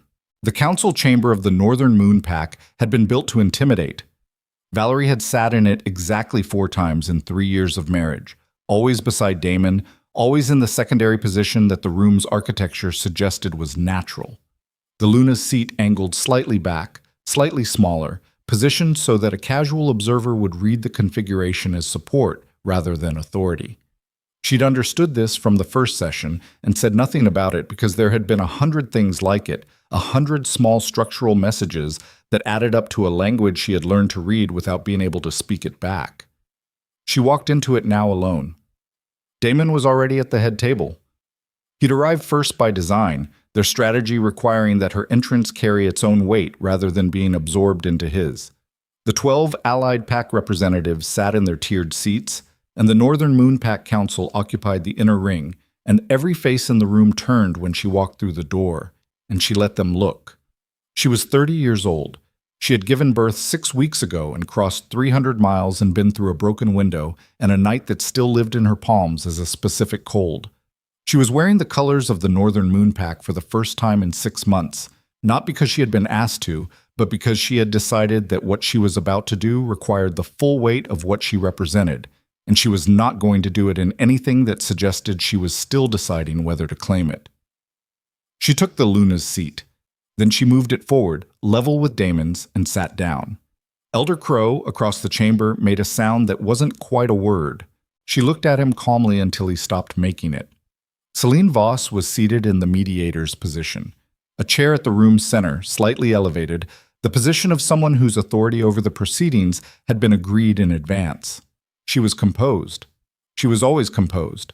Valerie had spent 6 months thinking about that composure and had come to understand it for what it was. Not equanimity, but architecture. The external structure of a woman who had learned early that showing your interior was how you got it used against you. Valerie understood this particular lesson. She'd learned it the same way. Their eyes met across the chamber floor. Something moved between them that was not quite acknowledgement and not quite challenge. More like 2 people who have been playing the same game on different sides of the board, finally seeing each other's full hand. The session was called to order. Celine opened with precision. She was good at this. Valerie watched her work the room in the first 20 minutes, the careful sequencing of grievances, the way she allowed the defecting pack leaders to feel heard before gently steering their complaints toward conclusions she had prearranged. The particular skill of a mediator who is not actually mediating but conducting. She'd had 3 years to build this, and it showed. The allied representatives were leaning forward. Elder Crow was nodding at intervals. Damon sat still and said nothing. This was also by design. They had spent 46 of the 47 available hours preparing for this room. Not practicing speeches, Jessica. Valerie had refused to practice speeches because a prepared speech in a live room was a liability. It created a track you had to stay on when the situation required you to move. Instead, they had mapped the chamber. Every representative, every known grievance, every relationship Celine had cultivated, and how the specific sequence in which her arguments would likely land, and what each one needed to be countered with and by whom. By hour 30 of the preparation, Damon had stopped leading the session and started responding to her questions, and somewhere in that shift the dynamic had clarified itself into something neither of them had explicitly named. She was running this. He knew it. She knew it. They'd let it stand. When Celine's opening finished and the chamber opened for response, Valerie spoke before anyone else could establish the direction. "I'd like to introduce documentation," she said. The room shifted. She felt it. The particular textural change of a space that has been operating on one set of expectations when something interrupts the current. "Luna Valerie," Elder Crow said, and his voice carried the weight of a man who still believed his disapproval was a structural force. "Your presence here has not been... My presence here is at the invitation of the Alpha King, and on the authority of my standing as Luna of the Northern Moon Pack, a position I have not abdicated." She held his gaze. "If the Council has formally removed that standing, I'd be interested to see the documentation. Otherwise, I'll continue." Silence. She continued. "Ought." She laid it out the way she'd laid out the grain allocation in her first winter in the pack. Methodically, sequentially, each piece connecting to the next with the logic of someone who has done the math correctly and is not afraid of being checked. The contract routing, the specific structure of the redirected treasury allocations, and the timeline of their execution against the timeline of Celine's installation in the mansion. The sequencing of the Allied pack defections, not random, not organic, but a choreographed withdrawal in a specific order that had been calculated to maximize Damon's isolation at the moment his eastern border was most exposed. The letters she'd identified in the neutral territory intelligence networks that had been circulated to the defecting packs ahead of their withdrawals. Not the letters Celine had used against Damon, but the ones she had sent outward, the ones offering territorial concessions she had no authority to offer from a kingdom she didn't run.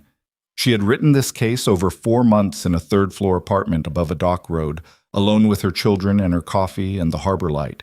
And every piece of it was sourced and time-stamped and cross-referenced because she was the person who had learned to do things correctly the first time, so they couldn't be undone later. Celine let her speak for 11 minutes before interrupting. "These documents," Celine said, and her voice was exactly as composed as her face, "have been compiled by a woman with an obvious personal interest in the outcome of this proceeding. The Luna's history with the Alpha King." "My history with the Alpha King," Valerie said, "is precisely why I know this territory better than anyone else in this room. I spent 3 years managing the administrative infrastructure of the Northern Moon Pack. I know what the supply contracts looked like before the redirections because I approved the originals." She looked at Celine directly. "I know what changed because I can see what's different. That's not a conflict of interest, that's qualification." One of the Allied pack leaders, Garrett Moss of the Ironwood Pack, who had been the first to defect, and whose withdrawal had triggered the cascade, leaned forward. "The territorial concessions," he said, "the letters we received. You're saying those were fabricated." "I'm saying they were unauthorized," Valerie said. "Celine Voss has no standing in the Northern Moon Pack to make territorial offers. She has no title, no formal role, no council authority. The letters were sent on Northern Moon Pack letterhead, which she had access to. They were not sent with Northern Moon Pack authorization, which she did not have." She paused. "You were offered something real-sounding from someone you believed was operating inside the Alpha King's authority. You were meant to believe that. It was the entire architecture of the strategy." Moss looked at Celine. Celine's composure was still in place, almost entirely. There was something at the edge of her eyes, not fear exactly, but the expression of someone who has seen their contingency position begin to close. "The Alpha King's correspondence," Celine said, and now her voice had changed its register slightly, moving from mediator to something more direct.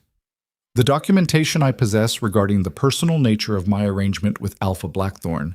"Release it!" Valerie said. The room went still.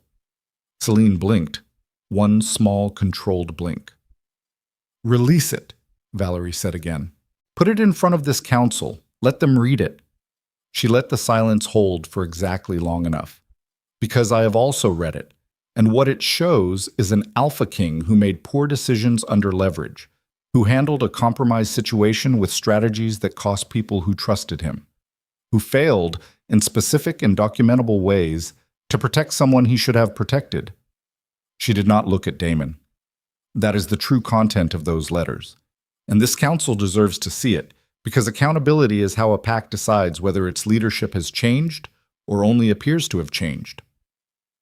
The chamber was a particular kind of quiet now.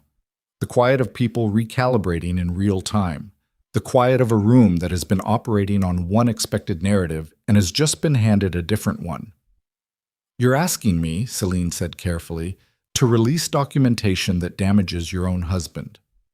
"I'm asking you to release documentation that tells the truth," Valerie said, "because this council has been making decisions based on a partial picture, and every decision they've made from that partial picture has cost them something. Give them the whole picture, give them everything, and let them decide what it means." Celine looked at her for a long moment. Then she looked at the room, and Valerie watched her read it. The things Celine had always been able to do, reading a room, reading the temperature of it, the calibrated social intelligence that had let her build a 3-year strategy inside a kingdom she was simultaneously dismantling. She was reading the room and finding that it had shifted and that the woman she had removed as an obstacle had walked back into the chamber as the most credible voice in it, and the leverage she'd been holding had just been converted by the person she'd used it against into something that cut differently. Celine made a decision. Valerie saw it happen. She released the documentation. Bought. It took 2 hours. The council read. They questioned. Damon answered, not with the performance of an alpha king managing his image, but with the specific honesty of a man who had been told, clearly and without negotiation, that the only version of this that worked was the true version. He answered questions about the Celine arrangement with a directness that cost him visibly, and that the council read correctly as the only thing that cost him that much being the truth. Celine's network unraveled in the way networks unravel once the first thread is pulled by someone who knows which thread it is. Moss of the Ironwood Pack was the first to formally withdraw his defection. 2 others followed within the hour. The remaining 4 asked for a recess to review the contract documentation privately. At the recess, Valerie stood outside the chamber in a corridor she had walked through 4 times in 3 years, and she stood at a window that looked out over the Northern Moon Pack's training grounds, and she breathed. She heard Damon's footsteps before he reached her. He stood beside her. Neither of them spoke for a moment. "It worked," he said. "It worked because it was true," she said. "That's the only reason." "Yes." She looked at the training grounds. Young pack warriors moving through drills below, unaware of what had been decided in the chamber above them, the way most people are unaware of the decisions that shape the ground they stand on. "I need to tell you something," she said. "All right. What I did in there, that was not forgiveness. I want to be clear about that." He was quiet. "I did it because the Northern Moon Pack is home to 300 people who did nothing to deserve what Celine built, and because my children are going to grow up somewhere, and I want that somewhere to be structurally sound." She turned to look at him. "That is not the same as saying we're all right. We are not all right." "I know," he said. "Do you?" He looked at her. The Alpha King expression was absent. She'd noticed it had been absent for most of the last 48 hours. Which was either a strategy or a change, and she was not yet certain which. "I knew I had failed you before you left," he said. "I didn't know the shape of it. I thought I'd been insufficient, distracted. I didn't understand until I read your case file and sat across a kitchen table from you while you told me what you'd built out of nothing, that the word for what I'd done was erasure." He paused. "I'd made you invisible and called it protection. And you spent 6 months proving that you'd been the most capable person in my kingdom all along." She absorbed this. It was the most precise accounting she had ever heard him give of a thing, and the precision of it moved through her differently than an apology would have. An apology was a performance, something you could give without fully understanding the shape of what you were addressing. This was something else. This was someone who had done the work of understanding before showing up with the words. It did not fix everything. Some things were not fixed by being accurately named, but it was a place to begin that was more honest than where they'd ever begun before. "I'm going back to Aldenmere," she said. "I need to bring the children back here when I'm ready, when certain things are different." "What things?" She looked at him directly. "I want a formal council resolution acknowledging the Luna's administrative authority as independent of the Alpha King's office. Not courtesy, not tradition, structural authority with documented scope." She paused. "I want Marta restored to her position with a formal acknowledgement of what she was asked to do during the 6 months I was gone. I want the North Wing suite permanently reassigned to pack guest protocol. She paused again. And I want us to talk, not operationally, the real conversation about what was built in that marriage and what it cost and what, if anything, is worth trying to build differently. He was looking at her the way he had looked at Lena in the bassinet doorway, with the expression of a man who has found something he thought he'd lost and is not yet certain he deserves to hold it. Yes, he said, to all of it. Don't say yes easily, she said. I'll know if you mean it by what happens after. I know you will, he said. That's the thing I understand now that I didn't before. You always knew. You were always measuring the distance between what I said and what I did. I thought I was managing your perception. You were documenting my character. She turned back to the window. Below, the young warriors were finishing their drills. The afternoon light was the low gold of a winter day that had given everything it had and was running out of time. She could feel the weariness of the last 48 hours in her bones, in the specific ache of a body that had been asked to carry more than its fair share again. And she let herself feel it fully because she was no longer in a house where feeling it fully required hiding it. There's something I worked out, she said, in the months in Aldenmere, alone in the night when the children were sleeping and I had nothing but time and the harbor and my own thinking. She spoke slowly, finding the shape of it. I used to believe that the opposite of being erased was being seen. That if someone would just look at me correctly, that would be the thing that made me real. She paused. But that's not it. The opposite of being erased is building something in a language only you can speak, something that doesn't require anyone else's recognition to exist. She looked at her hands. I built a life in Aldenmere, under a name that wasn't mine, in a city that didn't know my history, with nothing but what I actually knew how to do. And it was real. It was more real, in some ways, than anything I built in this mansion, because no one gave it to me. No one allowed it. It was just mine. She looked at him. I'm not going to live inside a kingdom again, she said. Not the way I did before. I'm going to live beside one. And there's a difference. He nodded. She could see him taking this in, placing it alongside everything else the last months had asked him to revise about his understanding of the person standing next to him. I know, he said quietly. I think... He stopped, started again. I think I always knew you were more than the role. I just built a system that didn't require me to act like it. And that was easier than the alternative, and the cost of easy was everything that mattered. The corridor was quiet. The chamber behind them would reconvene in 20 minutes. The remaining Allied Pack representatives would return with their decisions, and the shape of the Northern Moon Pack's future would begin to clarify from today's proceedings. And there would be months of work ahead, administrative, diplomatic, relational, and none of it would be simple. But that was after. That was the work of the days ahead. Right now, in this corridor, with the winter light doing what it did and the training grounds below going still as the drills ended, something that had been broken for a very long time sat between them without either of them pretending it wasn't broken. And that was, she understood, where rebuilding actually started. Not in the moment of resolution, in the moment of honest accounting, in the choice to look at the wreckage without flinching and say, yes, this is what happened, this is what it cost, this is what we have to work with now. She had stood at the top of a staircase in the rain and pressed her palm flat against her stomach and made a decision so clean it had cut like a blade. She had driven south on a coastal highway and thrown her phone into the ocean and cried for exactly 11 minutes and then stopped. She had built a kitchen and a bookshelf and a name on a lease and 2 children who carried her history forward in their faces and their sharp-elbowed sleeping and their growing certainty about who they were. She had walked into a chamber designed to diminish her and moved her chair forward and spoken the truth in a room that had spent 6 months forgetting she existed. And the room had listened, and the truth had done what truth does when it is specific and sourced, and spoken by someone who is no longer asking for permission. She was not the woman who had stood at that staircase. She was what that woman had made herself into, through 6 months of choosing, daily, to build rather than wait. And the difference was not that the world had become kinder. The world had not become kinder. The difference was that she had become a person who no longer needed it to be. Let's go back in, she said.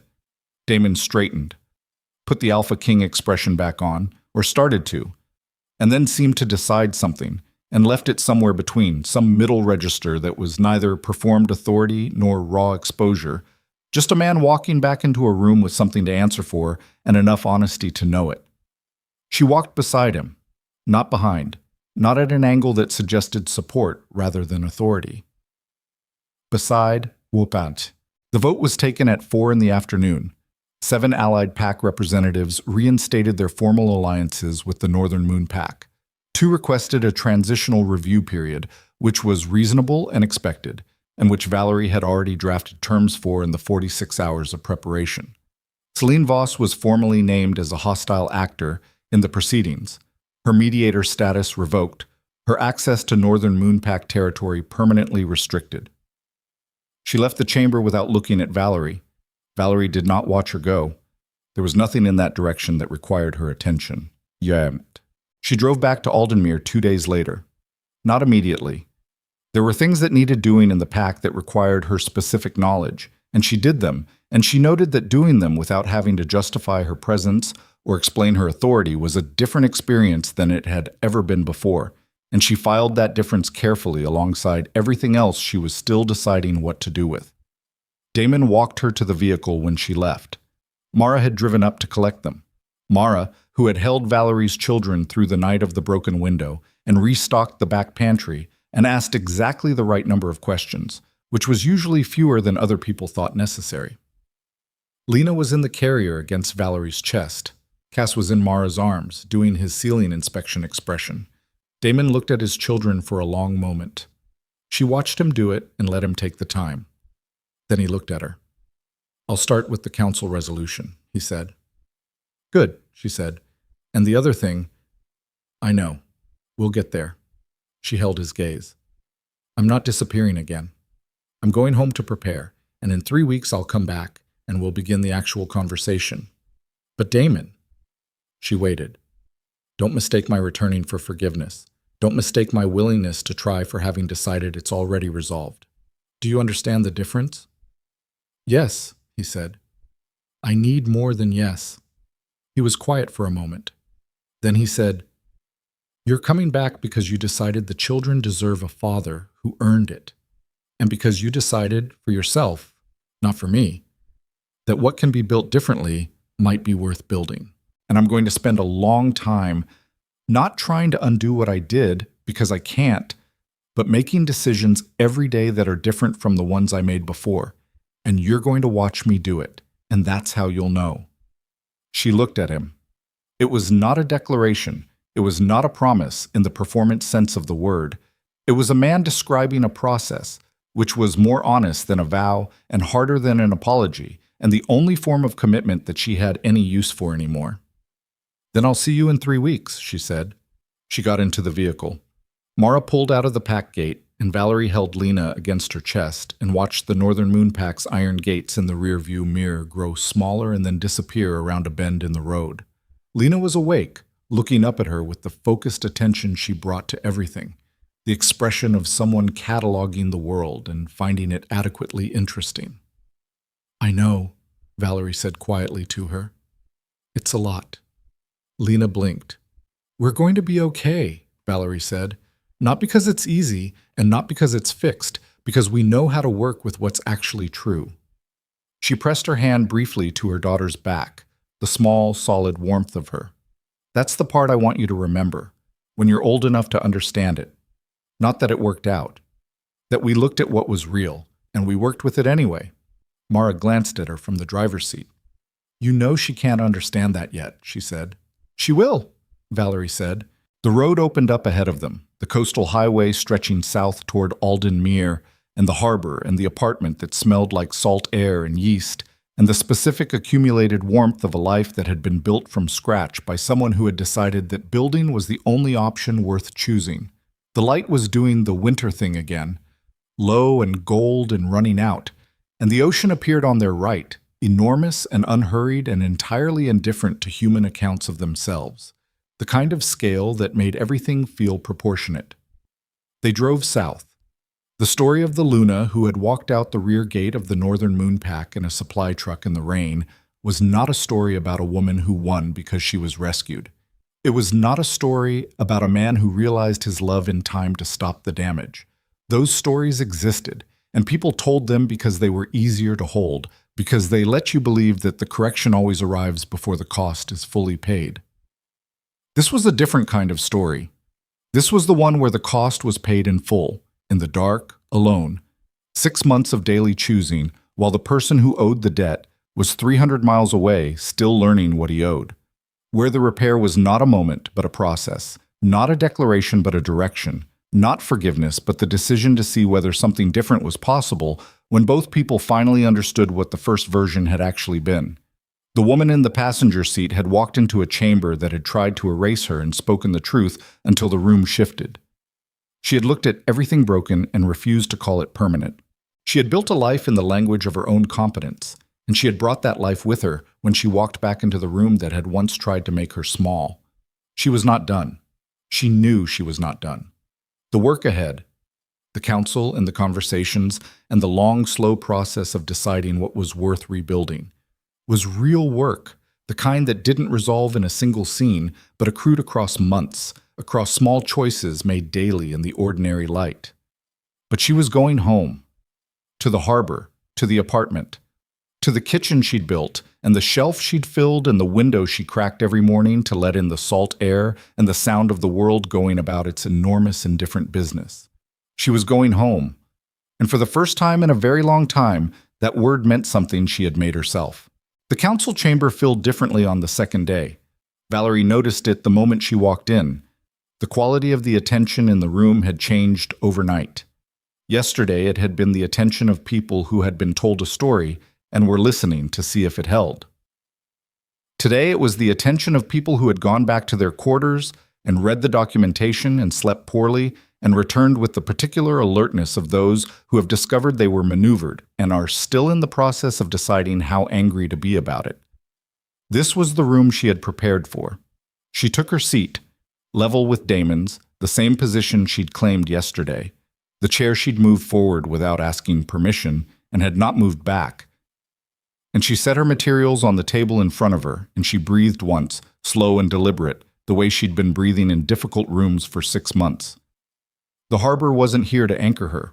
She carried it now, internalized, the rhythm of it something she could access anywhere. Garrett Moss of the Ironwood Pack spoke first. "I want to understand the timeline," he said. He was a broad man, mid-50s, with the careful diction of someone who had learned to slow down his speech because his instinct was to move faster than precision allowed. "The redirected contracts. You're saying these were in motion before Luna Valerie left the pack?" "The first redirect was filed 14 months ago," Valerie said. "I have the original supply contract with the date of modification and the authorization signature, which is a forgery of Beta Halloran's. The forger was competent but made a consistent error in the downstroke of the H that appears in 3 of the 6 redirected contracts. A handwriting analyst will confirm this. I have his preliminary assessment in the packet on page 7. Moss turned to page 7. The room was doing what rooms do when evidence is specific. The particular shift from skepticism to engagement that happens when someone stops presenting argument and starts presenting facts that can be checked. Celine in the mediator's chair was still. She had been still since Valerie walked in.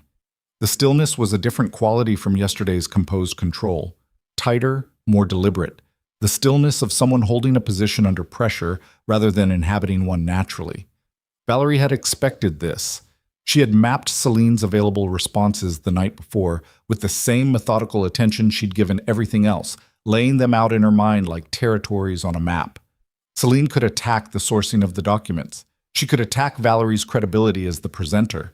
She could attempt to reframe the conspiracy as a misunderstanding of a legitimate parallel political arrangement. Or she could do what very intelligent people sometimes did when they understood their position was collapsing. She could cut her losses, preserve what could be preserved, and begin the work of controlled retreat. Valerie didn't know which one Celine would choose, but she'd prepared for all of them. Rowan Ashfield of the Crestfall Pack, the youngest Allied representative at 33, and the one whose defection had brought the most significant loss of trade route access, leaned forward. "The territorial concession letters," he said.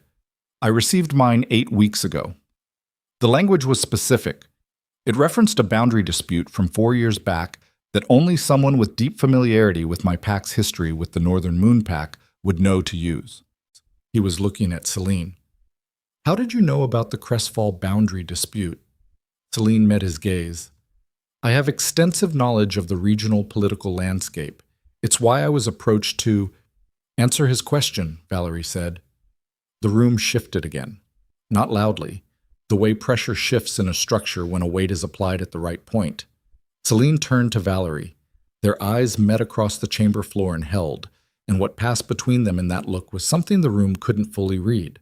The complex signal exchange of two women who have been playing the same game with different resources, who have each, in their own way, had to become hard in order to survive inside systems that were not built to accommodate them, and who are now on opposite sides of a reckoning they both saw coming. I accessed Northern Moon Pack administrative records, Celine said, during my time in residence, which you used to construct personalized concession offers for each defecting pack, Valerie said, using their specific grievances, their specific histories, their specific pressure points, making each offer seem like it had come from someone with intimate knowledge of their relationship with Alpha Blackthorn, making it seem, in other words, like it came from the Alpha King's inner circle with his sanction. That's not a gray area, Valerie said. That's not a political maneuver or a hard negotiation or a woman operating in a difficult landscape with the tools available to her. That's fraud. Specific, premeditated, documented fraud. She let the word sit. And everyone in this room received a version of it. The silence that followed had weight. Moss set down his papers. Ashfield leaned back. Around the chamber, the Allied Pack representatives were doing their own internal recalibrations.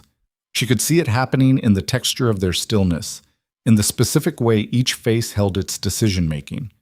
She understood what was happening in them because she'd felt it herself. In a greenhouse in the rain, when she understood that what she'd believed was real had been a calculated construction. The particular quality of that recognition, not just betrayal, but the secondary wound of realizing your own certainty had been the weapon used against you. That you trusted your read of the room, and your read of the room had been the trap. Power built on manufactured consent was not power. It was scaffolding dressed as a foundation, and it held exactly until the moment someone pulled one true board. She had just pulled it. Celine spoke for the last time at 11:30 in the morning. She asked for the floor and was given it, which was correct protocol and which Valerie had anticipated. She spoke for 6 minutes. It was, Valerie thought, the most honest thing she had heard Celine say in the entire proceeding. Not a confession, not an apology, but an accounting. She acknowledged the contract modifications. She acknowledged the letters. She did not acknowledge them as fraud, but as an unauthorized exercise of diplomatic initiative, which was the kind of language that tried to contain a crime inside a bureaucratic description of it, but the room was past the point where language could do that work. She did not look at Valerie during the 6 minutes. When she finished, she looked at Damon. Something moved across her face in that moment, something that had been behind the architecture all along, behind the 3 years of strategy and the leveraged correspondence and the calculated installation in the North Wing suite. Not love exactly. Something older and less clean than love. The specific feeling of a person who built an entire structure around another person and then had to watch that person choose differently and who cannot fully separate what they wanted from what they tried to take. Damon looked at her steadily and said nothing. It was the right response. Valerie knew it was the right response because she had told him, the night before, that if Celine addressed him directly in the room, silence was the only answer that didn't give her something to work with. But she also knew, watching his face, that the silence was not only strategy. He had also looked at Celine and seen the shape of a thing that had cost him more than he'd understood when he was in it, and the silence was partly that weight too. Human architecture was always more complicated than the story you told about it afterward. Celine gathered her materials. She walked out of the chamber.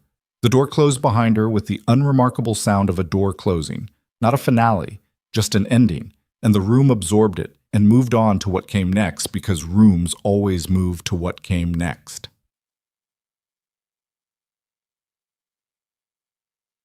The vote was formal and recorded. 9 of the 12 Allied Pack representatives reinstated their full alliance with the Northern Moon Pack. 2 requested a transitional review period with specific conditions, trade route adjustments, and a formal council acknowledgement of the administrative failures that had created the vulnerability Selene had exploited. 1. The representative from the Fallow Ridge Pack abstained pending his council's independent review of the documentation. These were good outcomes. Better than the worst she'd prepared for, and worse than the best case, which was as it should be. A realistic resolution lived somewhere in the middle of what you hoped for and what you feared, and the work was in making the middle good enough to build from. Damon formally acknowledged the administrative failures before the full council. He read from a prepared statement that Valerie had helped him write, not because he needed her words, but because the precision of the language mattered, and precision was something she was better at than he was, and they had both agreed the night before that this moment required the most precise possible version of the truth. He acknowledged the compromised arrangement with Selene Voss and its impact on pack operations. He acknowledged the failure to inform the Luna of a situation that directly affected her standing and her safety. He acknowledged that the vulnerability Selene had exploited was a vulnerability he had created, and that the Northern Moon Pack owed its recovery to the woman who had spent 6 months building the intelligence that dismantled what he had made possible. He did not look at Valerie when he read this. She understood why. Looking at her would have made it performance. Not looking at her made it accountable. When he finished, Elder Crow cleared his throat. Valerie turned her gaze to him with the calm specificity of someone who has been waiting for a specific conversation.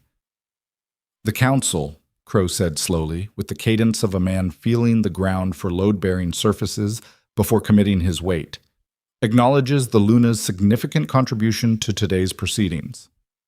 "That's a beginning," Valerie said. "The council resolution I've prepared addresses the structural question more completely. It's in the supplementary materials, page 12. Crow turned to page 12. She watched him read it. She watched his expression do several things in sequence. Resistance, then the particular compression of a man who understands that the argument against a thing is weaker than the thing itself, then the settling of someone who has decided that the energy required to fight this particular battle is not worth what he'd lose by fighting it. "I'll bring it to the full council for ratification," he said. "I'd appreciate that," Valerie said. "Please." The chamber cleared in the way chambers clear after long proceedings. Slowly, in clusters, people finding the conversations that the formality of the session had prevented and having them in the corridors and doorways, the real diplomatic work happening in the margins as it always did. Valerie sat at the table after most of them had gone and let herself be still. She was tired in a way that lived below the surface level of tiredness, in the specific deep layer where you'd been running on something other than rest for long enough that the resource had become structural, something you didn't notice until you stopped. She'd been running on it since the night Damon's convoy came through the gates in the rain. She'd been running on it through the pregnancy and the birth, and the building of the Aldenmere life, and the 4 months of case file, and the 46 hours of preparation, and the 2 days of this chamber. She was still. Outside the high windows, the Northern Moon Pack's training grounds were quiet in the afternoon light. The sky had the clear, empty quality of a winter day that had burned through its weather and arrived at something spare and honest on the other side. She thought about her mother. The photograph in the travel bag, worn at the edges, the girl in the summer field laughing at something outside the frame. She'd carried that photograph through 6 months of a built life and 2 days of a dismantled strategy, and she hadn't looked at it since Aldenmere, but she knew exactly where it was, and she knew that the girl in it had become a woman who absorbed disappointment until it became her personality, and she understood now, with the clarity of someone who had almost made the same choice by a different route, that the difference between that woman and herself was not resilience or strength, or any of the harder-edged words people used for surviving. The difference was simpler than that. She had refused to let the wrong thing be the last thing. Not every day. Not without cost. There had been nights in Aldenmere when the wrong thing felt very close to the last thing, when the harbor was too dark and the children were too small, and the distance between where she was and where she'd believed she was going felt like a verdict. But she had gotten through those nights by doing the only thing she knew how to do with difficulty, which was to look at it precisely, call it by its right name, and ask what the next morning required of her. The next morning always required something. That was the thing that saved her, the specific, practical, undeniable requirement of the next morning. Damon came back into the chamber at 4:30. He had been outside. She'd heard his voice in the corridor, the cadence of administrative follow-up, the things that needed to be handled before they could handle the things that mattered. She'd waited. She was good at waiting now, not the waiting of someone who has no other option, but the waiting of someone who has enough to do with their own interior that stillness is not the same as absence. He sat down across from her, not at the head of the table, across from her, the way you sit when the conversation requires equals. The Crestfall representative wants to meet tomorrow, he said. He has questions about the trade route adjustments. I know, she said. I already sent his second-in-command the preliminary framework. It's based on the route modifications I identified in the analysis. They'll probably want to add a clause about the Millhaven Junction. There's been a long-standing access dispute there that the original alliance terms never fully resolved. If you give them that concession, it costs you less than it costs Ashfield to hold out, and it buys you a committed ally instead of a conditional one. He looked at her. You already thought through the counter, he said. I thought through all of them, she said. Last night, while you were managing the evening session logistics. I had 3 hours. He was quiet for a moment. I keep doing this, he said. Doing what? Being surprised by you. He set his hands flat on the table, a gesture she recognized as his version of steadying himself. I spent 3 years living next to you, and I was consistently surprised by what you knew and how you thought and what you were capable of. I told myself it was because you were unpredictable. I understand now that I was just not paying the kind of attention that would have made it predictable. She looked at him. That's an accurate assessment, she said. It's an indictment. Yes, she said. It's both.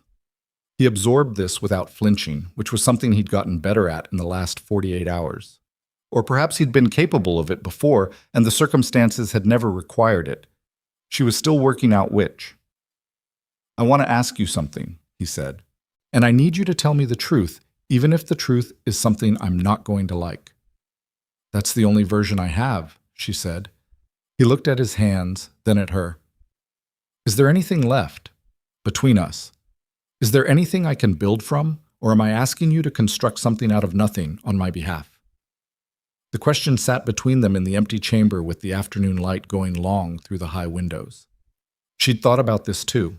She'd thought about it in Aldenmere, and she'd thought about it on the drive north, and she'd thought about it in the 90 seconds she'd sat in the truck at 4 a.m. before she started the engine and decided to leave, when she'd pressed her hand flat on the wheel and let herself acknowledge, before she drove away from it, exactly what she was driving away from.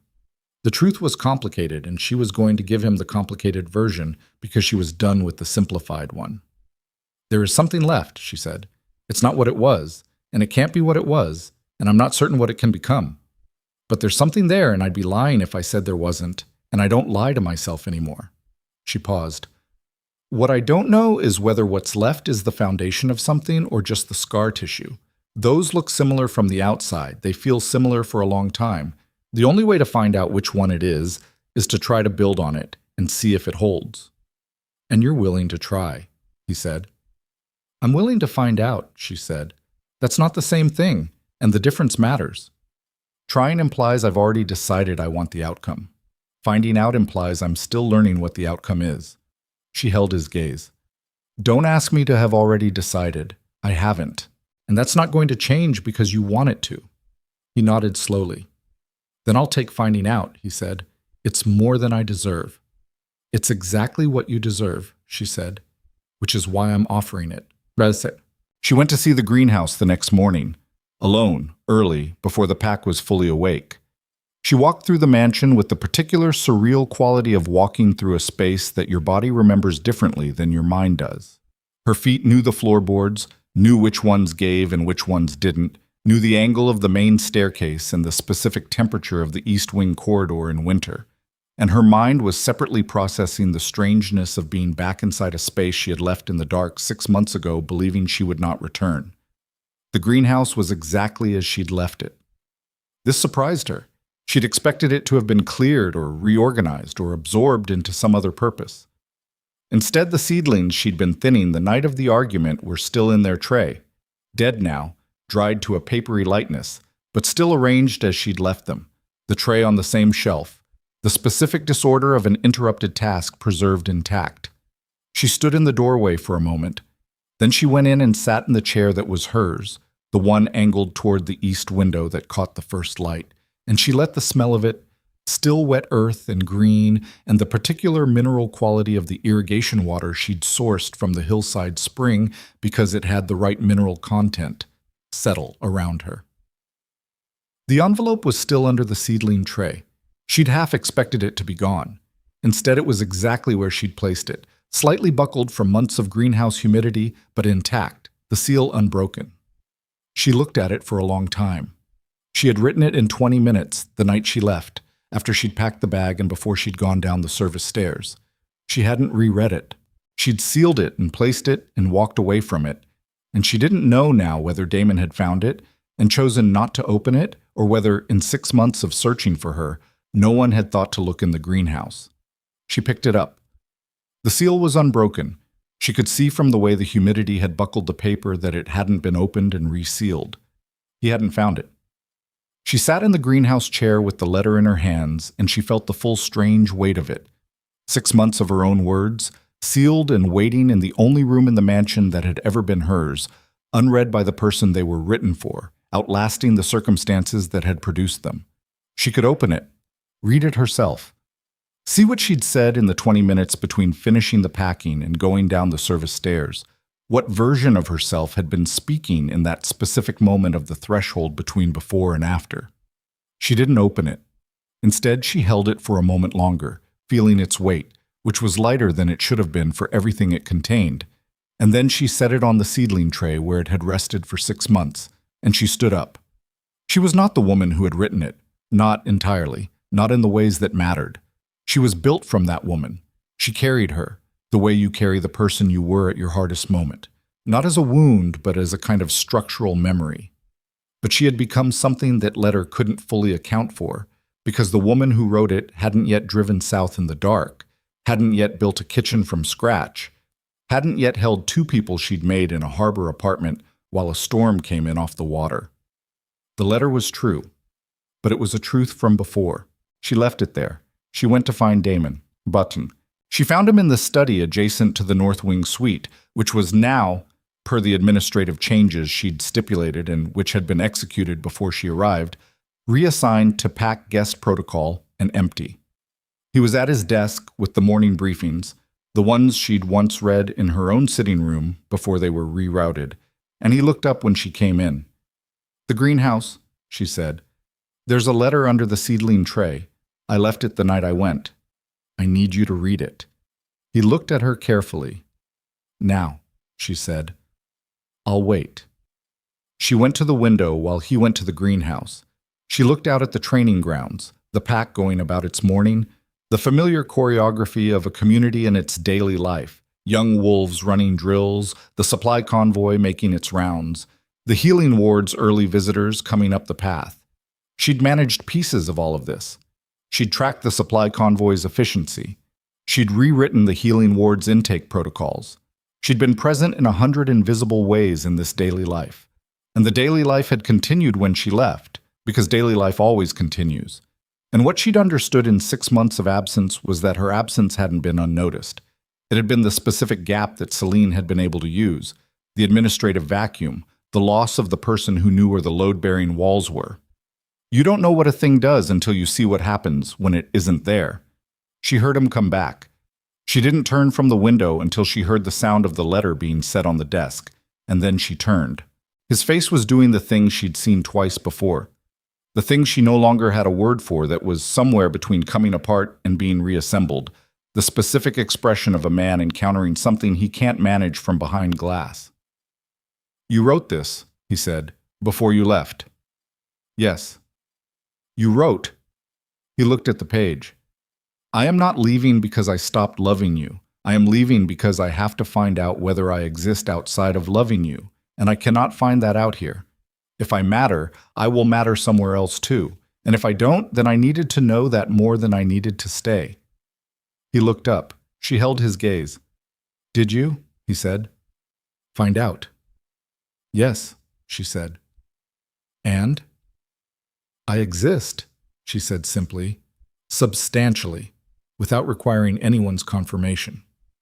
He looked at her for a long time. The morning light came through the study windows and landed between them on the desk, on the letter, on his hands that were holding the edges of it without quite setting it down. What do I do with that? He said.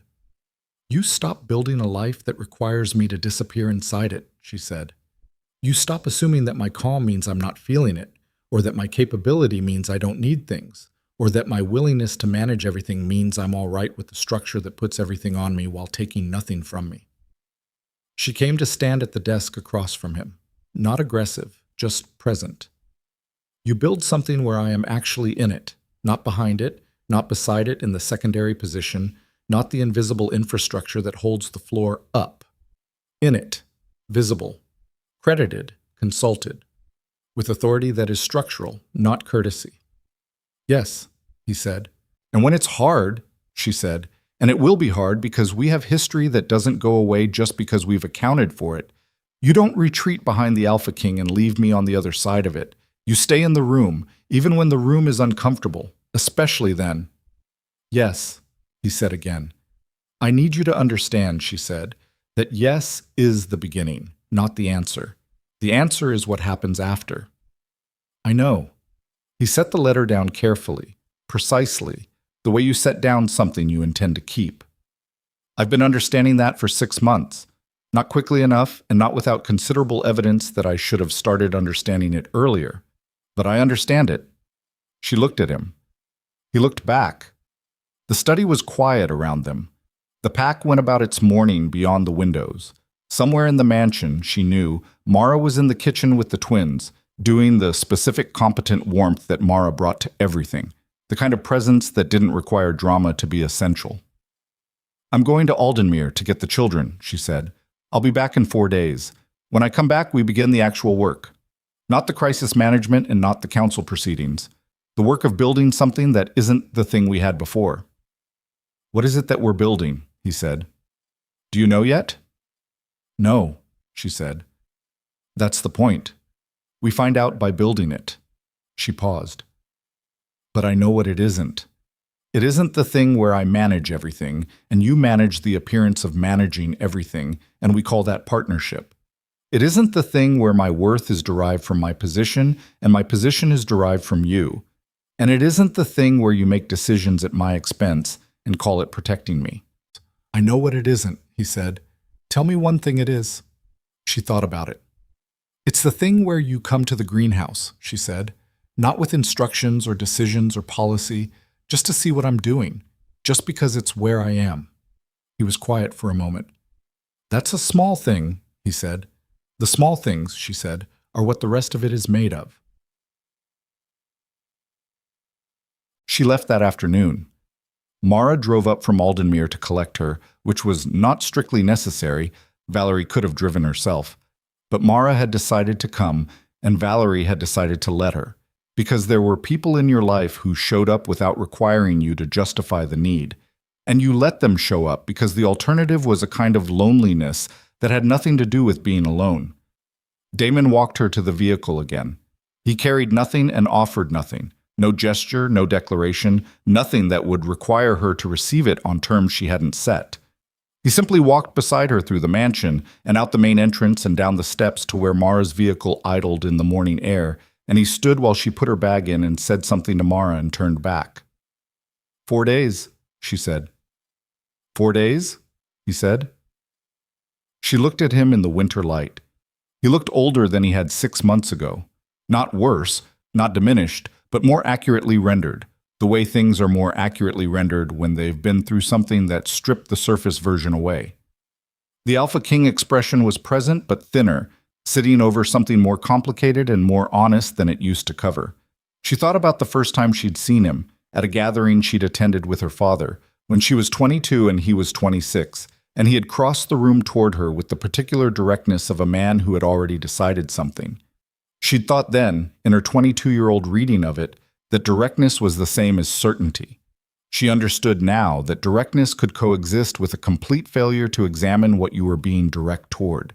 He had been certain about wanting her. He had never, until recently, been certain about what that required of him. Some people needed to lose a thing to understand what it was. She did not say this. It was true, but it was also too easy, and she was done with the version of understanding that made her the lesson and him the learner. They were going to be learners together now, or they were not going to be anything, and the difference between those two outcomes was going to be decided in the daily life, in the small accumulated choices, in whether he came to the greenhouse and whether she let him when he did. Take care of the Crestfall negotiation, she said. Use the Millhaven Junction concession. Don't wait for him to ask for it. Offer it first. It signals good faith, and it costs you less than you think. The corner of his mouth moved. Almost. You're still running the strategy from 300 miles away. I'm always going to be better at this than you give me credit for, she said. We both need to be comfortable with that. I'm working on it, he said. I know, she said. I can tell. She got in the vehicle. Mara pulled out. She didn't look back this time either, not from the absence of feeling, but from the presence of it. Too much to look at and drive toward at the same time, and she had learned to choose the direction she was driving. The pack gates passed behind them. The road opened south. The sky above the coastal highway was high and pale and clear, the particular clarity of a winter that has run out of weather and is showing you what's underneath it. Aldenmere received her the way it always had, without ceremony, without adjustment, as a place that had been doing its own thing before she arrived and would continue doing it, and she was a person who had found a specific relationship with that indifference that was close to what other people called home. She went to the apartment first. The harbor was doing its usual thing outside the window she cracked every morning. The kitchen was as she'd left it. A glass Mara had washed upside down on the drying rack, the second-hand bookshelf with her books in their order, the chair by the window that was hers. She moved through it slowly, touching things without particularly meaning to, the way you touch things in a place that has been specifically yours when you're deciding whether it still is. It was. It was also not, in the way that something can hold two truths at once without either one canceling the other. This was hers. Aldenmere was hers. The harbor and the bookshelf and the chair and the name Vera Calloway on the lease that she was going to have to let go of when she went back to the Northern Moon Pack. All of it was hers, built from nothing, under her own power, in the most precise sense of ownership that exists, which is the sense in which you made the thing yourself. She was also going back. That was also true. She had spent 6 months learning that she could exist without the Northern Moon Pack, without Damon, without the Luna title and everything it carried. She had learned this completely. She carried the learning in the way you carry something that has changed your spine. You don't set it down when you walk back into a different room. You bring it with you. You stand differently because of it, in every room, in every circumstance, for the rest of your life. Going back was not undoing the learning. Going back was taking the learning with her. She went to get her children. Bob. Mara had the twins in the small sitting room that connected to the kitchen, both of them awake and engaged in the mysterious internal activity of being 6 weeks old in a world they were still cataloging. Lena was doing the expression she did when she was processing something, a focused scowl that Mara had been calling little executive face for 3 weeks. Cass was following a point of light on the ceiling with the patient attention of someone who has decided that this particular problem rewards extended consideration. Valerie sat on the floor next to them. She didn't pick them up immediately. She sat with them and let herself be with them in the room, in Aldenmere, in the specific afternoon light of the harbor coming through the window, and she let herself feel what she felt, which was large and complicated and not fully nameable, and that was all right. Not everything needed a name. Some things were adequately described by their weight and their warmth and the specific sound of 2 small people breathing in a room you built for them. "How did it go?" Mara said. She was in the kitchen doorway with a cup of something that smelled like ginger and honey. "It went," Valerie said. "Most of it the way we planned. Some of it better." Celine. "Gone." The council voted. 9 reinstatements, 2 conditional, 1 abstention. And Damon. Valerie looked at Lena, who had located her and was now doing the full attention expression At her, the one that felt like being seen by something that didn't have a reason to pretend. "Working on it," she said. "Both of us." Mara made a sound that was not quite skepticism and not quite acceptance. The sound of someone who loves you enough to have an opinion and loves you enough not to insist on it. "I'm going back in 4 days," Valerie said, "with them." "I know," Mara said. "I figured." "Mara, don't," Mara said. "Don't do the thing where you try to account for what I've given you like I'm a ledger that needs balancing. You gave me back a flower supplier and a functioning set of books, and frankly, the most interesting 6 months I've had in 3 years. We're even." Valerie looked at her. "You're not even a little even," she said. "No," Mara agreed, "but the other version is too sentimental for this time of day." Valerie laughed. It came out clean, which surprised her.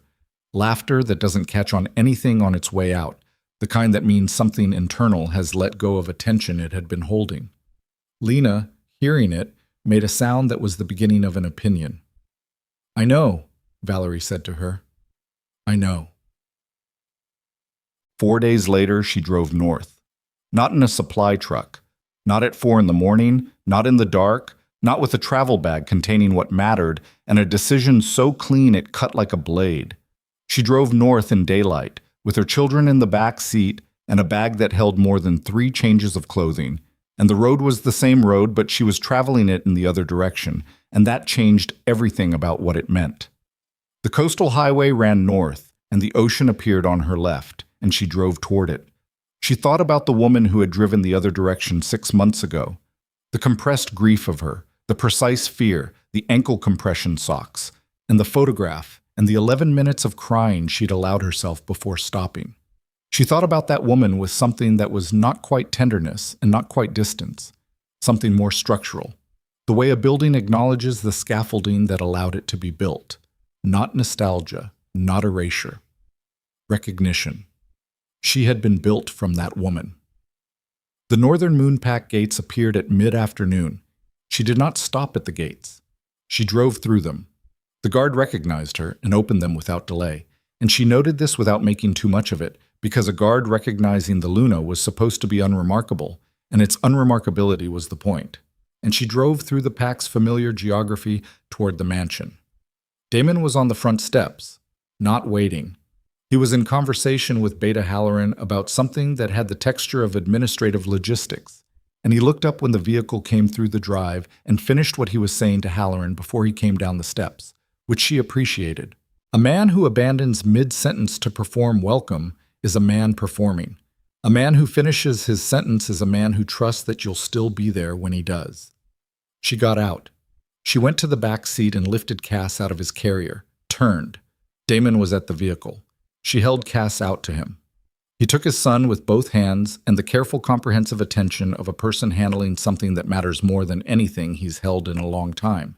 And she watched his face do the private thing it did when the armor was off, and there was nothing between him and what he felt. And she let him have the moment without filling it.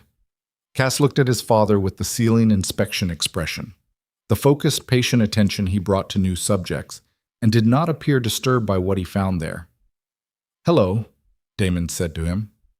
Quietly. Just that. Valerie went around to Lena. When she had both children and Damon was still standing there with Cass looking at him, and something in his face that she had never seen there before and did not have a word for, she came to stand next to him, and they stood together in the front drive of the northern moonpack mansion in the late afternoon light with their children. And neither of them said anything for a moment, because neither of them had something to say that was equal to the moment. Then Lana, exercising her prerogative as the person with the most opinions in any given situation, made her sound. "Coming," Valerie said. And to Damon, "She's hungry. Show me what's been done with the East Wing." He fell into step beside her. They went inside. What happened after was not a story with clean edges. This was important to understand because the version people would eventually tell, and they would tell it, the story spread the way stories spread in a pack society, through the corridors and the training grounds and the market days and the supply routes, until it reached packs that had never met Valerie Winters and had only heard her name as a placeholder in other people's accounts of a kingdom that had almost fallen. The version people told would have clean edges, because people needed clean edges. They needed the night of the convoy in the rain, and the supply truck at 4 in the morning, and the council chamber to arrange themselves into a shape that meant something clear. The shape it meant was real. But the edges were not clean. The edges were the crestfall negotiation that took 3 weeks longer than expected and required Valerie to write 4 drafts of the final terms before they held. The edges were the conversation she and Damon had that first week back, in the kitchen of the East Wing at midnight with the children asleep and nothing to manage except what was actually true between them. That lasted 4 hours and resolved nothing and was the most honest thing she had ever been present for. The edges were Elder Crow, who adapted to the structural changes with the slow-moving dignity of a man who has decided that adaptation is preferable to irrelevance, and who appeared at the greenhouse door 3 weeks into her return with a look on his face that was as close to an apology as she was going to get from him, and that she accepted without requiring it to be more than it was. The edges were the morning she went to the greenhouse and found that someone had watered the seedlings. New ones planted in the trays she'd left empty. No note, no announcement. She knew who had done it. She didn't say anything. She sat in her chair and looked at the seedlings and let the feeling move through her. Complicated, not resolved, not uncomplicated by everything that had come before. And she let it be what it was, which was a beginning, not a resolution, not a proof of anything. A beginning, which was all a beginning was supposed to be. Lena and Cass grew in the way that children grow when they are held consistently in a place that is safe. Steadily, without drama, as though safety were the natural state of things, which it was not, which was something they would learn, but not yet. Not yet they were just growing, adding weight and opinion and the specific personalities that had apparently been present from the first moment she'd held them in a harbor apartment while a storm came in off the water. Lena had the scowl and the opinions and the focused attention and the particular quality of taking up exactly the space she occupied without apology, which was a thing Valerie saw in her and recognized without surprise. Cass had his father's directness and his father's tendency to finish his sentence before he acknowledged you and, increasingly, his father's expression when something required sustained consideration, the one that looked like patience from the outside, but was actually the controlled surface over something that moved very fast underneath. They were, in other words, themselves. Valerie watched them become themselves with the specific quality of attention that she had learned in 6 months alone in Aldenmere was the most valuable thing she had to give. Not performance, not provision, not the management of outcomes, but attention. The willingness to look at what was actually there rather than what you needed it to be. She brought that attention to everything now, to the pack and its administration, to the Allied negotiations and the council sessions and the morning briefings that came to her directly, now, not rerouted, not passed through someone else's desk, to the greenhouse, where she replanted the seedlings the winter before they were ready and built a second tray of the cold, hardy varieties she'd researched in Aldenmere in the months when she'd had more time than she'd known what to do with, to Damon. She brought the attention to him, too, the same quality of it. Not the performance of attention, the real kind, the kind that saw what was actually there. She watched him do the work of changing, which was not dramatic. It was not grand gestures or declarations. It was daily. It was him finishing a council session and coming to find her in the greenhouse, not because there was a decision to make, but because it was where she was.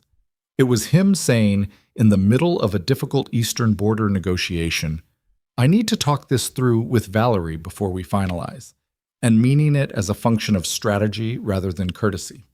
It was him stopping one morning in the kitchen where she was feeding Lena and working through the Millhaven trade route numbers at the same time, and standing in the doorway and looking at the specific whole of her, the baby and the numbers and the efficiency of the way she held both, and saying nothing, just looking, and then going to get them both coffee. She did not mistake these things for having fixed everything. She also did not dismiss them as nothing. She let them be what they were, which was evidence. Accumulating evidence of a direction, not proof of arrival, proof of travel. There was a night, 8 months after she came back, when the children were asleep and the pack was quiet, and she and Damon were in the study where the letter from the greenhouse now lived in the top drawer of the desk.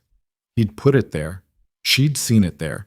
Neither of them had mentioned it, and neither of them needed to. And she was reading through the council minutes, and he was working through the Eastern Border reports, and the room was doing the specific thing that rooms do when two people are present in them in a way that doesn't require either of them to perform. She looked up. He was already looking at her. "What?" she said.